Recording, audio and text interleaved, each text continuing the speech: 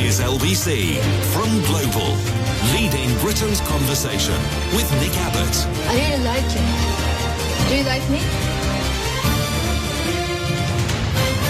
Well, let's get back to it. Texts and tweets and such from last night. This text says, don't get me started on single mothers. Sitting at home, getting handouts, having kids, watching daytime TV. They're ruining this country. No wonder they can't find a husband. The troll alert. Warning, warning. Dowling Hove says, sorry I'm late for class. I only tuned in at 11 o'clock, but I was doing field research, checking out the quality of a Depeche Mode tribute act. Mighty fine they were too. Yeah, I know you're going to diss them, but then what do you know about electronic music, Grandad? Grandad? Why, you little... I know plenty about electronic music. Groovy. You should be more hip and with it like me. Anne from Streatham says, Nick, these new immigration rules that stated they only wanted high-wage, high-skilled people in the country, they didn't think it would be the majority brown countries like India and Nigeria that would be applicable. They thought the majority would be white countries like America and Australia. They'd apply, and hence the outrage. Yeah. Did you really think that people from America and Australia would replace the white Eastern Europeans that you screamed at for 6 years to get out of our country? Big surprise, huge. Scott emails, I've just seen the newly elected president of Argentina and the new Dutch leader. What's with the hair? Yes. We were talking about this last night. I don't know. I think it's their sort of logo is not quite the right word. It's just their thing, the way they differentiate themselves from normal people. But there does seem to be a definite hair thing among the crazes on the right. You don't need to put all of that product in your hair. You just don't. But it helps. Yeah, I don't know what it is with the hair thing. I mean, we've already had one person who has a hair logo. The great big greedy nincompoop. The great big greedy nincompoop. He was the PM for a while there. I mean, could you say that Liz Truss has a hair don't? Absolutely. Absolutely. But not as remarkable as Donny or Mr. Blobby. By which I mean... Yeah. Wait a minute. Yeah, you know, Mr. Blobby. And not Gert Wilder or whatever his name is. That papers are still crowing on about how he has achieved a stunning victory. It wasn't a stunning victory at all. How is acquiring 25% of the vote a stunning victory? Well, it wasn't even 25%, it was 23.6%. How is that translated to a stunning victory? 23 points, wasn't even a quarter. He doesn't even get a quarter of the seats. And it seems, not that I know anything about Dutch politics, or any other subject for that matter, but it seems highly unlikely that he is actually going to run that country, because there's more people who don't want him to do that than there are people who do want him to do that. Do-do-do-do, da-da-da-da. That's what, however that song goes. Rock and roll! See, I forget the lyrics. I think it's forgetting the lyrics. This is what made them write that song in the first place. Do-do-do-do, da-da-da-da. How could you possibly forget that? Even aged rockers who have the words written... I don't know if you've noticed this, but these days they do have the words scrolling up on TV screens, buried into the stage, in case they forget them. I think Bruce Springsteen has that, but, you know, his songs are very, very wordy. And many, many other rockers do too, the names of which I can't recall right now. One person who didn't do that, to my knowledge, was David Bowie, which is odd, because his songs are wordy too, but to the untrained ear, they don't actually mean anything. I mean, they're not stories necessarily, they're just sort of bits of observation, just clipped out, thrown up into the air, and then reassembled as tunes, but he could remember every single one of them. And I'm still furious with him, by the way. Thanks a lot, David Bowie, for dying, because since you died, the entire world has been flipped upside down. Yeah, you couldn't have just hung on for another 10 years or so? Thanks a lot, David Bowie. This text says, I thought we weren't meant to criticise people for their appearance, Titchy, Sunak, etc., and you're part of the Be Kind Brigade. The hypocrisy is astounding. Yes, I'm ashamed of myself. No! On the other hand, it's all we've got left. I mean, they've taken everything from us. They've taken our money. They've taken our hopes for the future. They've narrowed our horizons. They've penned us in this damp, dreary place. And so what else have we got other than to throw mild barbs at them, which won't affect them in any way, shape or form?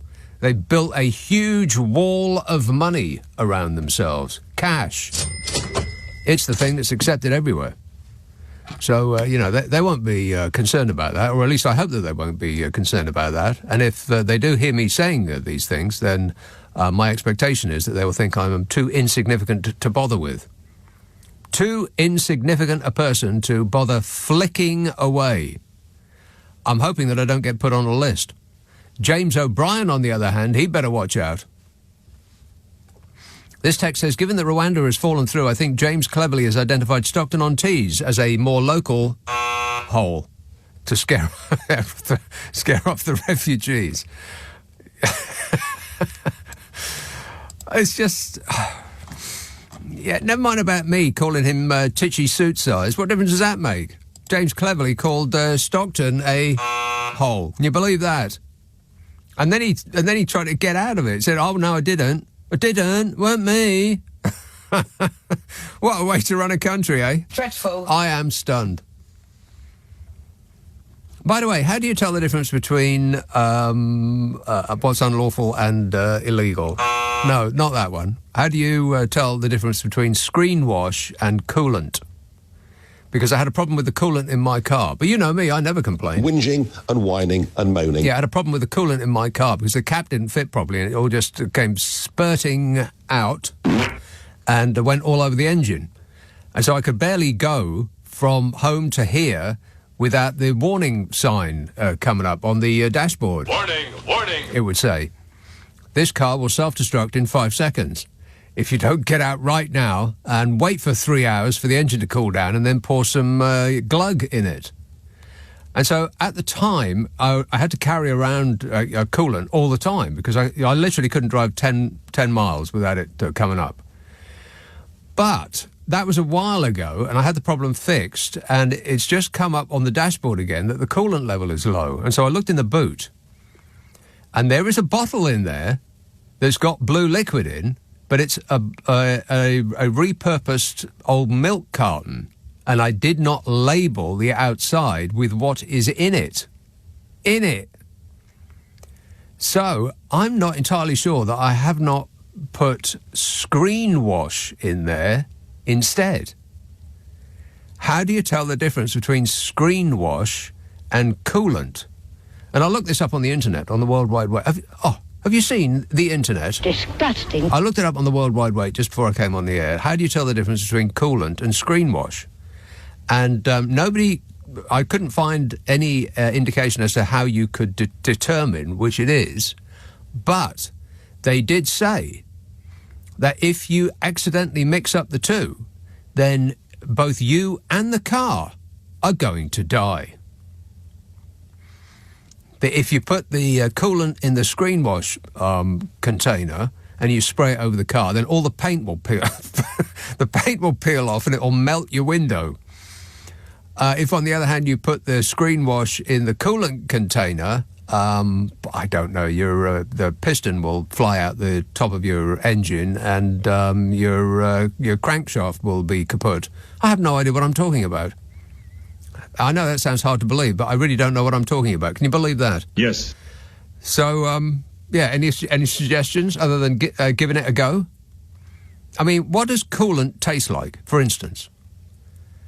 0345 6060 973.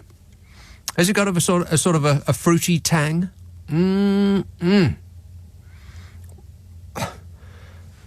Anne in Streatham says, Nick, these new immigration rules that they stated they only wanted... Have I read this one? Oh, yeah, the Americans and Australians, hence the outrage. Yeah, very, very angry. Well, there's plenty of information on that regard. I've got detailed files, don't you worry about that.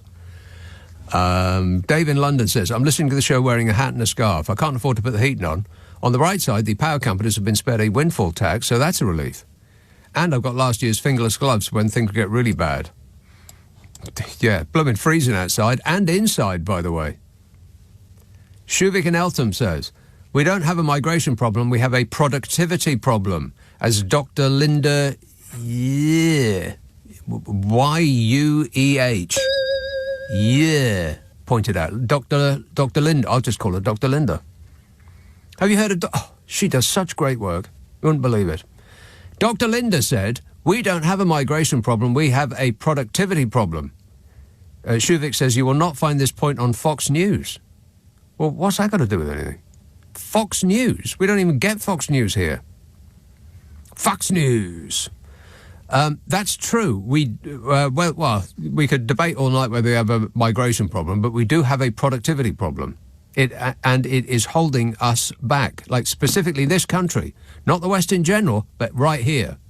And the reason that we have a productivity problem in this country is short-termism. It is the thing that will do for mankind, but it will do for us first. Now, short-termism means that the people with the hands on the means of production, the bosses, they don't invest in the future of their companies because they aren't going to be around long enough to be interested in the future of their companies. And shareholders aren't that interested in the future of their companies either, because shares get bought and sold multiple times within the space of a second these days. Shareholders, hedge funds, they're not remotely interested in what a business is going to do in 10 years' time. What do they care? They're going to be holding shares for a minute, an hour, a week, if that, and then they're going to be, making a killing and then leaving. And bosses don't care about the future of their company because they parachute in and take as much as they possibly can in 5 years and then leap out again to do this exact same thing to another company. So nobody spends on the future, including the government. Short-termism. We have a productivity problem because too many bosses take too much money and they don't actually invest in research and development. They don't invest in new machinery. They don't invest in training staff and all of that good stuff that other better-run countries do. Still, never mind. I'm sure it'll be great with you-know-who in charge. This government, Mr. Speaker. Nick Abbott on LBC. Call 0345 6060 973. And I can't stand him. 0345 6060 973. Lauren emails, I heard you're a massive rugby fan. What are your thoughts? My thoughts, Lauren, are that I hate rugby. It doesn't seem like a game to me, as I've explained many times over and over. It looks more like like a science experiment. A bunch of steroidal freaks running into each other. How is that even a game? Kensington, hello, Mark. Oh, hi, hello. Yeah, I just had the pleasure of listening to LBC sort of before you came on, and it seems to be hard cops, soft cops. So you come on. Yes. Before every category, it was gorgeous, of foreigner was disseminated. So a sort of hard-working doctor is causing houses to be built, which we can't build because we seem to be spending money in other ways by transferring hundreds of millions into friends' bank accounts as cabinet ministers for degenerate reject. Wow, I have absolutely no idea what you're talking about right now. But it fits in with everything else that's going on in this show. Immigration was the subject, and every form of foreigner was a Immigration problem. was the subject. It was a show about giving legal advice. What are you talking about? Before that. Oh, before that. Yes. So every form of the subject was, as I said, immigration. The rich foreigner causes house prices to go up. The poor foreigner causes houses to require building, which is a bad thing. Money spent in other ways, sometimes criminally, but no prosecution. Gosh, you know what I wish right now? Yes. You do? No, I mean, I don't. Please tell me. I wish you'd called into that show because it would have made more sense. Yeah, it's just so painful. It's just hard cop, soft cop. So you're now the soft cop, and I can discuss the fact that every single foreigner in the UK is not a problem. Students must not bring their families. Yeah. Care workers must not bring their family. Never mind about students. Care workers. We're asking them to wipe up after us, and that's why British people get low wages. Okay, all right. Mark, you really should have called in that show. Go shout at them for a while. But I appreciate the call. Thanks a lot, mate. With whatever that was. Sheila in West London says, my mother we were talking about smoke alarms last night because somebody called in, and this happens so often, it's just astonishing to me. People just ignore their smoke alarm beeping because the batteries run out, despite the fact that it is designed to be annoying. But they just live with it, rather than open the little door there and put some new batteries in. It just blows my mind. I mean, if it was telling you that there's too much moisture in the air, then that would be one thing, I suppose. But it's there for your safety, for crying out loud. Anyway, Sheila in West London says, my mother actually did take a hammer to her smoke alarm. She couldn't get it open to replace the battery, so rather than place it in the rubbish bin still bleeping, she succeeded in silencing it. At 95 years old, she doesn't care.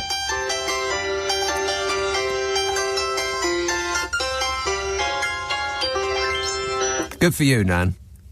Simon in West Australia says it's 39 degrees here today and cooling down to 36 tomorrow. You'd love it, said Simon. Yeah, thanks a lot, Simon, but we don't wish to know that. 0345 6060 9. One moment, please. I'll just see what it's going to be like here for the next couple of weeks. One moment. Oh, blimey. It's like winter outside. It's going to go down to pretty much freezing overnight. Below freezing on some nights. This is for the next couple of weeks, and not get up above 8. God, that's rubbish, isn't it? Meanwhile, I'll just check. Check while you wait. Glasgow, one moment. It is raining. Well, it's not raining at the moment, but it will be soon. And it'll be raining tomorrow, and what? Not raining on Monday, Tuesday or Wednesday? Pfft, rubbish. It will be raining on Thursday, but not on Friday or Saturday, where you will see the sun. The sun. Hey, Glaswegians, you remember the sun, don't you? No.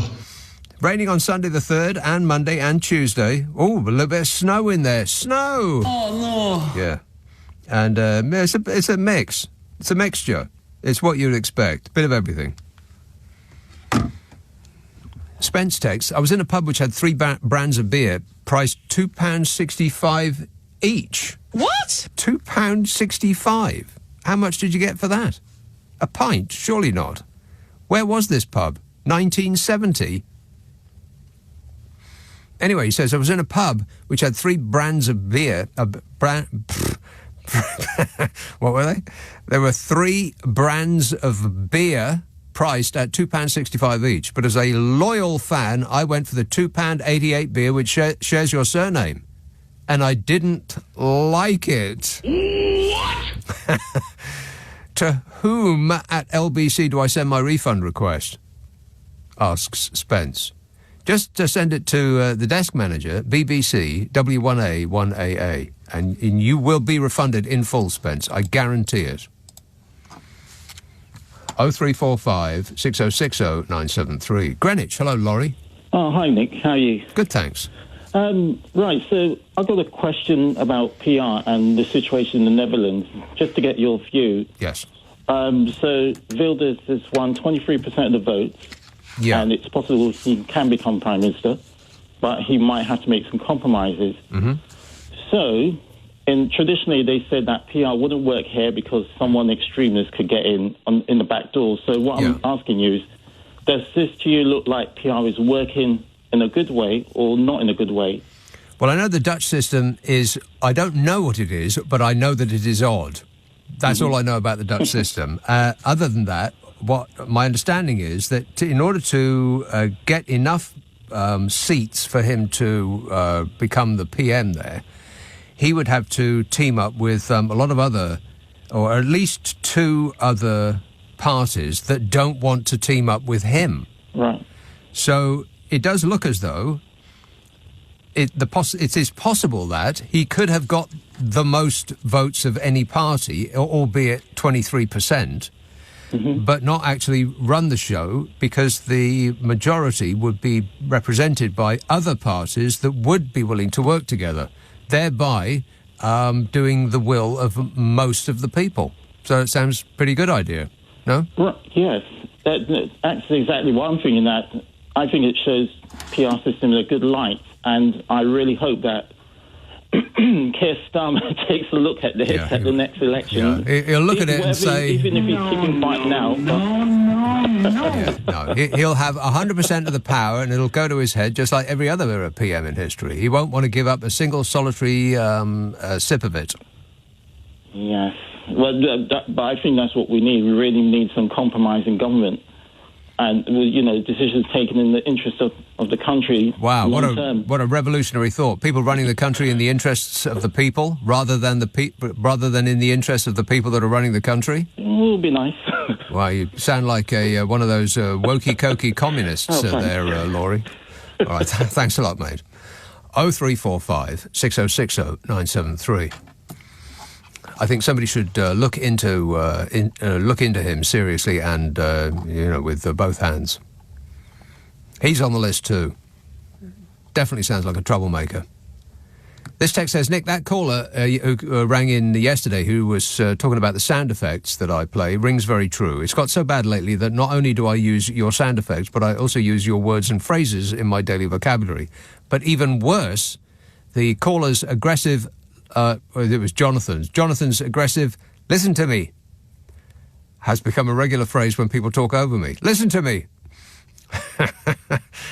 My girlfriend says she will dump me if I carry on like this, and I said, well, hang on, I'll play it. And he said... Emergency, everybody to get from street. Emergency, everybody to get from street. How does it stop, he says? Well, it doesn't, I'm afraid. If you're anything like me, you're stuck with this forever. This is my life. I play these sound effects because if I only play them in my head, you wouldn't hear them. So I play them out on the radio. But, in my ordinary everyday life, I hear all this stuff in my mind. That doesn't make me crazy, does it? Adam in Staines says, Staines, ugh. He says, hi, Nick, I did a degree at the world-famous Academy of Contemporary Music, and then I worked at Starbucks. Well, good for you, Adam. Are you concluding your career at Starbucks, or is there some possibility that you might actually put your music knowledge to good use? And Jan in Camden says, talking about Mickey Mouse jobs, which you weren't, Esther McVeigh is Minister for Woke. Now that is taxpayers' money for old rope. Minister for the wokey-cokey. Okie dokie. Yeah, how ridiculous is that? And I thought Smug had the most ridiculous of all ministerial titles. The Minister for finding something positive to say about Brexit. I don't know anything. He still doesn't know anything. For finding government efficiencies. How's that going? Oh, fabulous. And now, I do want to talk about AI. Oh, my God, this cannot possibly be 8 pages of closely typed emails from today already. Why can't these people just leave me alone? I do want to talk about artificial intelligence because, there's so many things that are troubling about where we're going on this this journey of ours. One of which, of course, is climate change, which is a falsehood. It's just a story that's been made up in order to persuade Rishi Sunak to use less hair oil. Not working so far. Global warming, climate change, that is going to probably do for us all. I was talking about this yesterday. 2 degrees of warming above the pre-industrial era. That is a marker beyond which we really should not go. Unfortunately, we've gone there already. It happened about a week or so ago. We slipped above 2 degrees of warming. It was just for a day, but that doesn't mean to say it's going to go away. It's we're trending that way. And at 6 degrees, which is where we are going without actually, changing our lifestyles, which nobody will, of course, then it's going to be the end of humankind as we know it. I mean, the planet will still exist. The planet's not going to blow up or anything. It will achieve some sort of balance and equilibrium. But our place on the planet is very much in question because of our own greed and stupidity. But artificial intelligence we may get lucky and robots may kill us before before this tsunami wave comes in. Correct. And I'll get into that in a minute. Nick Abbott on LBC. Call 0345 6060 973. You don't know what you're talking about, do you? It's the only thing that I do know, is that I don't know what I'm talking about. I can be absolutely certain that I do not know what I am talking about. Erith, Steve. Oh, hello, Nick. Take it off loudspeaker, sorry. Take it off loudspeaker. Yeah. There you are. Okay. I've got... I'll only be quick. It's three things. Information, really. Yeah, a couple of three things. Yeah, well, before I was disabled, I was a window fitter, and we had, obviously, window cleaner. That was always blue, so I think your screen wash might be blue. Yeah, the screen wash is blue, but I think that the coolant is also blue. Right. I don't know because I've never driven, but it's just because of the windows, so... Yes. Yeah, and also, global warming, well, it must be. My strawberry plant outside is flowering. Is it? Yeah, it has been for the past 2 weeks. I saw on the World Wide Web a speeded up strawberry plant coming into fruition. And it's a remarkable thing because first it's a flower and then the strawberry squirts out of the flower. Yeah, that's what all flowers are, same as tomatoes and, yeah. Is it? It's amazing, yeah. Tomatoes come out of flowers? Yeah. All fruits start as a flower. Do they? Yeah. How do you know that? Because I went to Waterloo College, Southwark College, for horticulture. Oh, well, you should have said. Right. Huh. I did not know that. The stuff you learn on this show, it is educational, no? No. I've got one more thing for you. Yes. I think your production man said he's Argentinian, the president or whatever he is down there. But my production man is Argentinian? Yeah, but you said about his hair. The man with the hair. Oh, Gert Wilders. The South American one, anyway. I heard something earlier. They done a sort of thing of telling you all about him. But he used to be years ago in a Mick Jagger Rolling Stones tribute band, and he was the Mick Jagger of them, and that's who he styles himself on. Oh, right, you're talking about the guy that's just won the election in Argentina. Yeah, right, getcha. Yeah, he has weird hair too. I've not seen him, but I've heard, and he does all crazy stuff as well to get attention, like something with a chainsaw.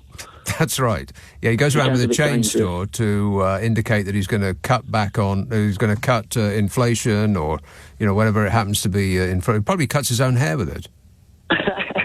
I've not seen him yet, but I'm sure I will. All right, well, look him up on the World Wide Web, Steve, and prepare yourself for a shock. All right, thanks a lot, mate. 0345 6060 973. There you see. If that is the only thing you learn from this show, then sadly that will be the only thing you learn from this show. All fruits come from flowers. Adam, speaking of rock and roll tribute acts, Adam from Thwing emails.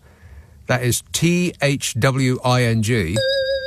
He says, although you slightly ridiculed my perfectly normal village of Thwing, I thought you might be interested in one of its former residents. John Hutchinson was a good friend and musical partner of David Bowie back in the 1960s and 70s and lived here in Thwing during the final years of his life. He sadly died in 2021. He played locally in the brilliantly named band Sultans of Thwing. Sultans of Thwing. That's genius. We saw him play as a guest guitarist in the village for the Full Nelson, a Willie Nelson tribute band. Want to score some pot? That is Willie Nelson, not Bill Nelson, who is a guitarist of a different stripe. I swear, if one of my favourite tracks of all time, if you have 7 minutes and you wish to be amused, then check it out. It's Bill Nelson playing with Bebop Deluxe. It's the live version of Adventures in a Yorkshire Landscape. It is epic. Not the studio version, the live version, which is on Live in the Air Age, I think it's called. It's got the picture from that Fritz Lang movie, Metropolis, on the front of it. It is just awesome. I think you'll love it. Adventures in a Yorkshire Landscape, Bebop Deluxe Live. There you are. That's my tip of the day. Bournemouth. Hello, Helen. Oh, hello. Helen. Good evening. Yes.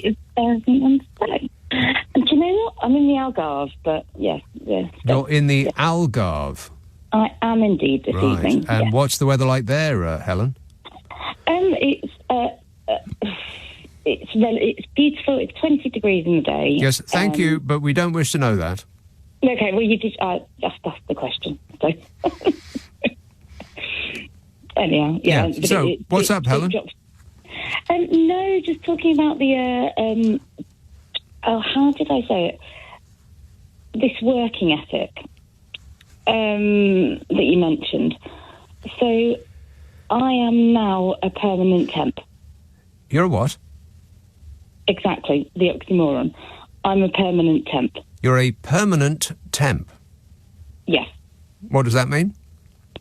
It means that with like not having any loyalty or bosses giving any loyalty or anything like that, I decided a few years ago that fine, I can see this happening, so I will not give the loyalty back. You'll embrace it. Absolutely. But do you find that having decided to be a permanent temp, that you just keep doing the same thing year after year and there is no progression? Absolutely, there is no progression, and that is, but that's fine because there's also no. How do I put it politely? You don't have to get involved in the politics of an organisation. Right. There's it's not necessary to suck up to the boss because they aren't going to be your boss for very long. No, and don't get me wrong, it works both ways. You know, I'm very conscious that I've done some jobs and it's like, well, we don't need you tomorrow. Okay, fair enough. But, I have an excellent agency that put work forward towards, and they'll just find me something else. And do you find that when you go to offices, because you see a lot of offices as a permanent temp, I bet, do you find that they, regardless of what kind of business it is or where they are, that all offices are essentially the same? They're the same and they're occupied by the same people? Really good question. Yes, doesn't really matter what the business is. All offices are the same, and people are obsessed about silly things like who's got my cup and that's my that's my coat hanger, and and when they get a new temp, everybody's tongues are on the ground, and they're all trying to ingratiate themselves with the newbie. What wonderful way of putting it. Yes. Yeah, exactly that. And it's all very. I wish I could eloquently. It's like living in a cage. Yes. It's and I think and I know I'm talking from a female perspective as well, and I will say there is a real difference between going to a team where it's I do mainly admin work. That's so and you do you see the same, like, oh, here we are, here there's somebody new being put in and whatnot. Yeah. I find it very interesting. But see, I didn't. I did temping for a little while, and this was back in the days when computers were run on those punch cards. You're probably too young to remember that, but there was a punch card with the holes in it, and you used to stick it in a computer. And what happened then, I have absolutely no idea. It would take about 3 weeks to work out what 2 + 2 is. But they still had all of their files written down on pieces of paper. And so my job, more often than not, was to go in there and put things in alphabetical order. Boring! Oh, Struth, no. I hated it. Really? No, but then sometimes very therapeutic to go in and say, well, look, you've got this system that is, whatnot, just get me to do this, and then get chatting to lots of other different people, and, that's, I think that's... Well, you're doing well enough to be on the Algarve right now, Helen, so it's not all bad, right? Nah, life could be far worse. It certainly could, yeah. All right, you could be living in Thwing. All right, thanks a lot, Ellen. Cheers, my dear. 0345 6060 973. Ollie emails, says, Brexit is a major success. Why do you hate democracy? We voted for this and we got our sovereignty back. We can do trade deals around the world. You're just jealous because Remain crybabies lost, says Ollie. Now, I assume that Ollie is trolling me. But there is some information that has come up on that very subject. And if you insist, I will lay it on you momentarily. Remain crybabies lost. We're not crybabies. Admad from Leicester says, I read an article online that gave 7 strong reasons why the Yeti monster may exist, stating that there have been consistent sightings of a large, hairy, ape-type creature. Oh, I can see where this is going. Can you see where this is going, Bodge? Yeah. Wait a minute. We recently had a leader of this country who matched this description, so do you think that people have just got his appearances muddled up with a possible Yeti sighting? I don't know. What do you reckon? This is complete nonsense. It's complete nonsense. Still not missing you, Bodge, in case you were wondering. We're struggling along without you. Leading Britain's conversation. Nick Abbott. Alexa, send a comment to LBC. Oh, hello. 0345 6060 973. Manchester. Hello, Rick. Hi, Nick. Hey, Ricky, you're so fine. You're so fine, you blow my mind. Hey, Ricky. Hey, Nicky. I just wanted to give you a call because I went to see the Australian Pink Floyd concert in Manchester last night. The Australian Pink Floyd. Groovy. Oh, yeah. It was fantastic. It was really, really good. And did they play any early stuff? Well, the funny thing was their opening gambit was the entire Dark Side of the Moon album. Right. Start to finish. It was incredible. And then they did... Well, hang on a minute. Wait. They started with Dark Side of the Moon? Yes. All of it? All of it. All the way through. How many people are on stage? Let's see. There was... 1, 2... And 1. Yes. 2. 2. 11. 11. That is my favourite voiceover that you do. Right, so what was interesting was the Great Gig in the Sky. Tricky, very, very tricky, that one. Well, they did it with 3 women. Yes, right. Well, Roger Waters, Roger Waters does it with 3 women now. Let me put that in another way. Bit dodgy. So, or is it David Gilmour? It's one of those things. Those concerts come around every now and again on Sky. So, and I went to see a lot of them, but I forget which is which. But it may have been actually David Gilmour as with working as Pink Floyd. I think he used 3. I can't remember which was which. Anyway, yeah, three women. Yeah, that makes sense. Yeah, I mean, it was absolutely fantastic. What was really good was when it did Brain Damage and Eclipse, it had images. So when it says the lunatic is on the grass, so I had Putin on one of his images driving his tank, and then they had one of Boris, and then they had one of... Elon Musk, Mark Zuckerberg. That just sounds like a Roger Waters gig. It's like pouring politics all over you. Oh, yeah, it was all full of stuff like that. We did a song from the... so we did, after the Dark Side of the Moon whole set, we did one from Momentary Lapse of Reason on the Turning Away. Then we did... but could you actually get past? But could you get past the fact that that it wasn't them? Yeah, easily. Really? I mean, note for note, it was brilliant. The light show was incredible. Me and my father-in-law went. It was cost about £110 for both of us to get in. And it was £110? Yeah, it's incredible value for money. It was a real event. Oh, yeah. I couldn't recommend it enough. And they ended with Comfortably Numb. Of course they did. Right. We did a really good set of One of These Days. That was mind-blowing. Huh. Loved it. Shine On You Crazy Diamond. That was, just God, so it sounds like a gig that lasted like 3-4 hours. Well, it started at 8. And they're still we were going. out of there by about probably about just before 11. Right. So, well, thanks for the update, mate. Keep on keeping on. Rock and roll! All right, thanks a lot, Rick. 0345 6060 973. Worthing. Hello, Matt. Hi, Nick. Matt. Calling about the moon. Have you seen the moon tonight? I haven't. There's a massive ice halo around the moon, and you can see Jupiter as well. Yeah, Jupiter is just to the bottom left of it, isn't it? Yes.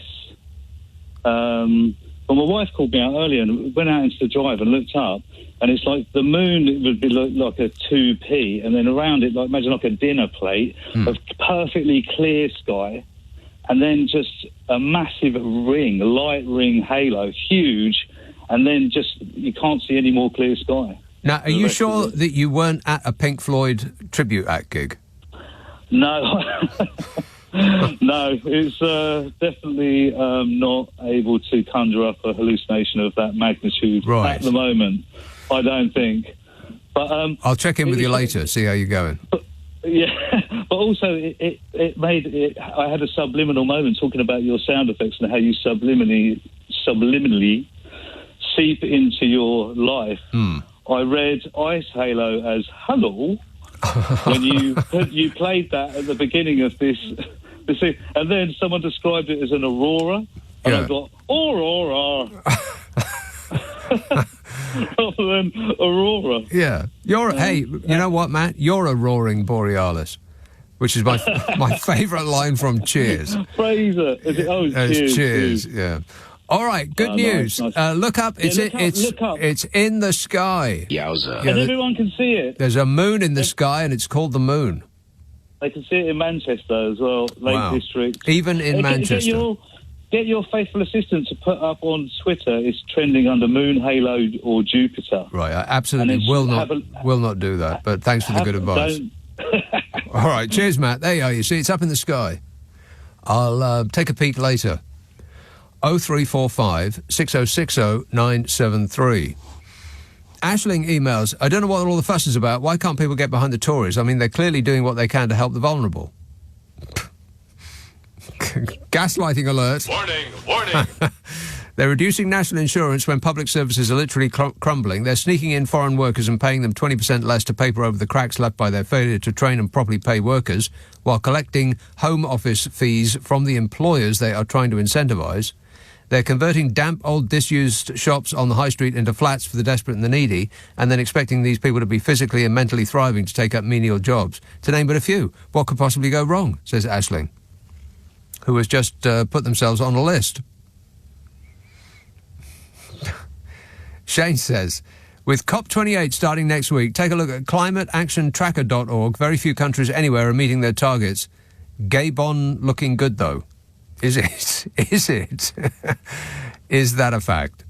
Yet COP28, but not much COP28. I think the person that they've got to chair COP28 is the person who runs the biggest oil company in the United Arab Emirates. What? I think that's true. Yeah, what could possibly go right? I mean, come on. That is gaslighting on steroids, that is. We ain't going to do anything to stop global warming. We just aren't. I mean, the temperature is going through the roof, and the only people that seem to be really interested in it are those who have swallowed hook, line and sinker the line from the people who own shares in and run oil and gas companies, who seem to be absolutely furious that anybody is even mentioning it. I mean, the anger that is coming from people who deny that global warming is a thing is just off the scale. I mean, they could probably heat their own houses with the heat that's coming off their faces. But those people seem to be the only ones that are really, who are really exercised about it, and their anger is pointed in the wrong direction. So we absolutely will not do anything to save ourselves, which makes us not the brightest species on the planet, but by a long distance, the stupidest. other species in the future will unearth some of our relics from the dust and wonder at where our minds were at. You know, we're concentrating on very, very important things like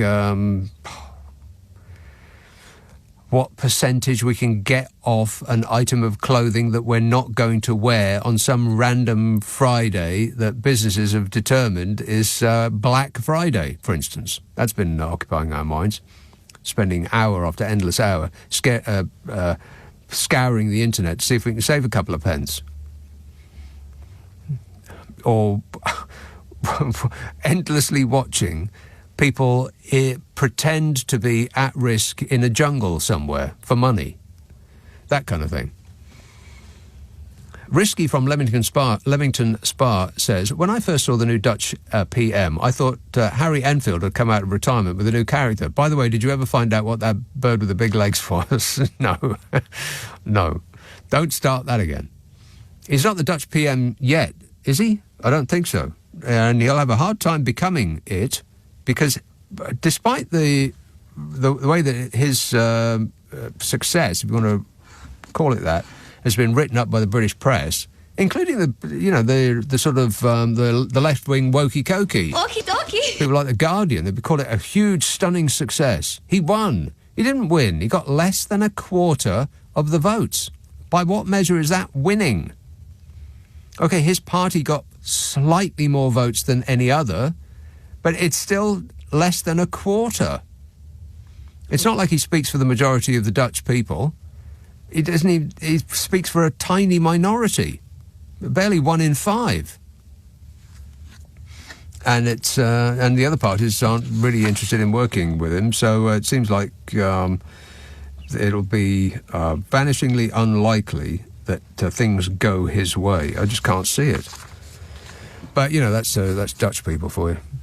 People think that they're very, very sort of liberal, small L, the Dutch, because want to score some pot? Because people have been to Amsterdam and they've seen the crazy there, which by our standards, by the way, isn't that crazy. But it's very, very small L liberal there. But that's not Holland. That's not who they are. Get outside of Amsterdam and they're very, very conservative, small c. So it's not that surprising that 23% of those who expressed a preference would vote for Gert Crazy Hair. But it's not the majority either. So let's not get carried away. 0345 6060 973. Text 84850. Email nick@lbc.co.uk. If you're on Twitter, it's @LBC. Oh, don't forget to remind me not to forget to do the story about AI. You won't forget, will you? On your radio, on Global Player, and Play LBC. leading Britain's conversation. This is LBC.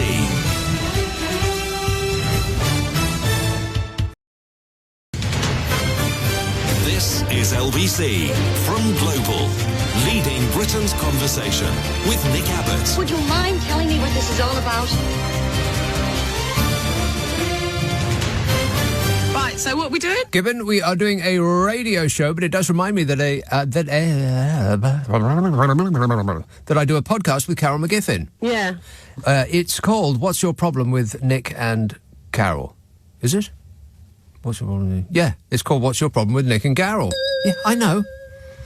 The idea is that we solve people's problems, while we're doing that, we do laugh our faces off. We set each other off, big time. It's the hour in the week that I laugh the most. And there's almost 200 episodes to enjoy on the internet. Now, the idea is that we solve people's problems, and we would like to solve your problem, but if we don't know what it is, we're going to have a hard time doing it. So send it to this address, nickandcarol@global.com, nickandcarol @global.com, and prepare for total satisfaction. Oh, right, yeah. Now, we're coming up for our 200th episode, and I haven't discussed that with Gibbon yet, but we're going to have a big announcement. whether she likes it or not. And things are going to change. So that is to come. And in the meantime, if you wish to be amused, I think it'll be right up your alley. Ask for it by name. On an internet near you, what's your problem? With Nick and Carol. Oh, right, yeah. York. Hello, Jan. Hello, Nick. How are you tonight? I am great, mate. Good. Now, just before I say what I rang up about, you said you didn't like putting things in alphabetical order. Oh, it's so boring. I used to love it. Yeah, but I'm talking about an entire cabinet full of index cards. I mean, thousands of them. But isn't it so satisfying when you've got it done and they're all where they should be? And No. No? Oh, I used to love it anyway. I think it takes a certain mind, and my mind isn't that type at all. No, I hated it. It's so dull. Anyway, we can't all be the same, can we? Yeah. And it gets very complicated as well, because it's not just the first letter, of course. It becomes the first and the second, and the first, the second, and the third, and then the first, the second, the third, and the fourth of whatever name it is that you're doing. And it just takes forever. No, I mean, I understand that people could be satisfied doing it, and you go into some sort of Zen trance. But I just found it incredibly annoying. Hated it. And then you get a double-barreled name, and you've got to decide which to put it under, haven't you? Yeah, that's right. Yeah, correct. Right. What I rang up about. Earlier tonight, I was watching The Greatest Guitar Riffs. Oh, yeah. And I wondered, have you got a favourite? I know it's a hard question because there are so many good ones, aren't there? Now, do I have a favourite guitar riff? Yeah. Brown Sugar. Brown Sugar? Yeah. Yeah. That one hasn't been mentioned yet on the programme. You're joking. It has to be the greatest guitar riff of all time. I've been a bit disappointed with this programme. It's not as good as I thought it might have been, but well, what's their number one? Well, they're not doing it like that. Oh. No, they're just talking about them. Oh, right. Last night it was a chap from Black Sabbath and Brian May. And tonight it was Andy Summers and Hank Marvin. Mm-hmm. And, what, you mean they were talking about Andy Summers and Hank Marvin's riffs, or Hank Marvin and Andy Summers were talking about other people's riffs? We're talking about their own, really. Oh, really? And other people's as well. But, it's not what I thought it would be. No, that sounds like a rubbish programme. You're wasting your time there, Jan.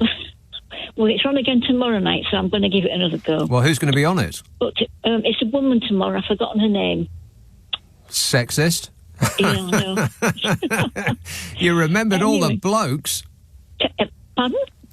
All the men you remembered and the woman you forgot. Well, I've seen them. I mean, I haven't seen her yet. Right, OK. But can I tell you what my favourite one is? No. All right. Go on.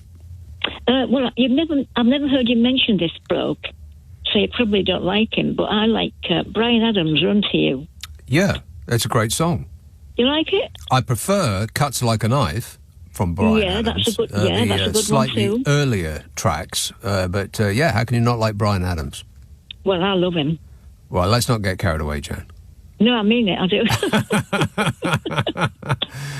When he started out, when he first came onto the scene, you heard him first, because that was back in the days when, there wasn't much music television. I think it was before, I'm prepared to be corrected, but I think he emerged before MTV. So you didn't know what he looked like, and you just heard Cuts Like a Knife and, the early tracks like that, and you thought, wow, this guy's great.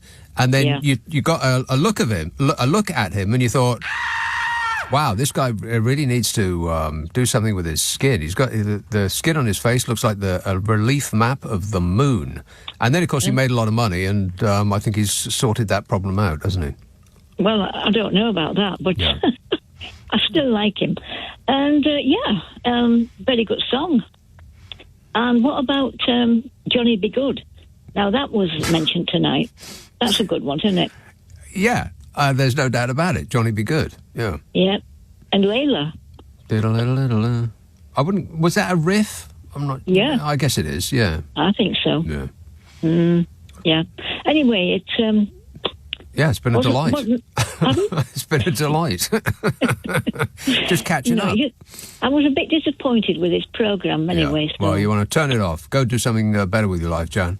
I will. I'll try. Cheers, my dear. Thanks a lot. 0345 6060 973. Now, the riff... I'm not saying he's my favourite guitarist because, you know, even by his own admission, he would not put himself in that category of great guitarists. But as a riffmeister, it has to be Keith. Am I right? Keith Richards has come up with the best riffs of all time, and they just seem to pour out of him. But as for technical ability, well, it's got to be Pat Metheny for me, or David Gilmour. But my absolute favourite guitarist is Joe Walsh. Rock and roll! And I'm not saying that he is, you know, a fret master. He isn't one of those who throws in as many notes as he possibly can, regardless of whether the tune actually deserves it, like Eddie Van Halen, somebody like that. Yngwie Malmsteen, someone like that. But, you know, for feeling and meaning it, Joe Walsh for me. Colnbrook, Nick. Hi, mate. How you doing tonight? Good, thanks. Where would you like me to start? I'd first like to make a little thank you for your global app. You got me out of trouble this morning. Oh, yes. As I had while I was waiting to talk to you last night, I had a call come in from my girlfriend. But I couldn't answer because I was waiting to speak to you. So I texted her saying, well, I'm on the radio, we'll call you after. Anyway, she came back today, and when she came back, she said, you were drunk last night, you were slurring all your words. I said, no, I wasn't. She said, yes, you were. No, you weren't. And I said, hang on a moment.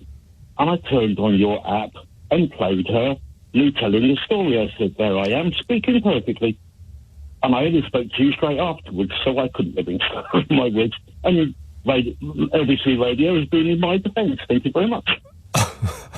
Well, you're welcome. If, by the way, you don't have Global Player, then you can get it from your favourite app store or globalplayer.com. You can rewind live radio with it. How they managed to do that, I don't know. It's like a magic trick. Absolutely. Anyway, the reason I called you... Oh, silly thing for you, as you liked your little bits of car history. A little one for motorbikes. Did you know there's no minimum age to have a pillion passenger? I didn't, but then I didn't ask. Nick, there seems to be something terribly wrong with your phone. Oh, hang on a moment. Let me make it super better for you. I normally use my headphones, which normally seem to be okay for you, but tonight, obviously, is not. So we will do... Well, I'll tell you what, I'll put you on hold, and we'll come back to you at some point in the future. Yet to be decided. Well, anybody have any idea what that was about? No. 0345 6060 973. Tom says, hi, Nick. It sounds like you put screen wash in your radiator. Your car is doomed. No, I haven't. Not yet.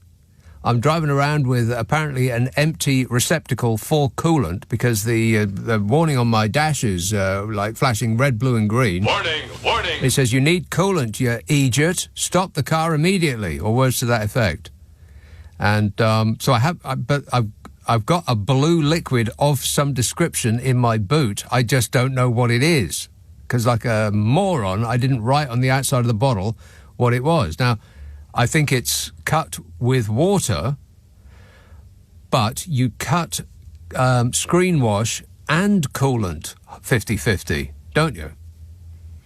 So I am somewhat trepidatious about putting it in the coolant receptacle in case it's screen wash, because I've read on the internet that you just don't do that. Otherwise, you can kiss goodbye to your car. But I mean, I assume it's coolant, but I don't know for certain. Is there a way that you can tell one from the other without actually tasting it? Daniel says, coolant is way thicker than screen wash. Yeah, but that don't help me none because it's been mixed with water 50-50. Francis emails, I listened to the LBC interview with Nadine Dorris. Apparently Bodger was and is the greatest thing since sliced bread. Are there two Bodgers? How did I miss this, said Francis. Yeah, I think she's looking at Boris Johnson through rose-tinted spectacles. Maybe she was drunk at the time. Booze. But perhaps not. Andrew from Woking says, Nick, did you unscrew a cap or did you flip a cap off when you filled it up? Did you unscrew a cap or did you flip a cap off when you filled up? I don't know. Well, what's that got to do with anything? It's just it's a milk bottle that's in my boot with blue liquid in it that has been cut 50-50 with water. That much I know. I just don't know what it is. I should have written it on the outside of the carton, but I didn't. And my car is warning me that I am low on coolant. So I should maybe just pour it in and hope for the best. And if my car explodes, well, I suppose that's going to be my fault then, isn't it? This is LBC with Nick Abbott. Hello, number please. Trying to connect you. Sorry to keep you waiting. Yes, Dennis in Greenwich. Sorry to keep you waiting. Dennis in Greenwich. Too late.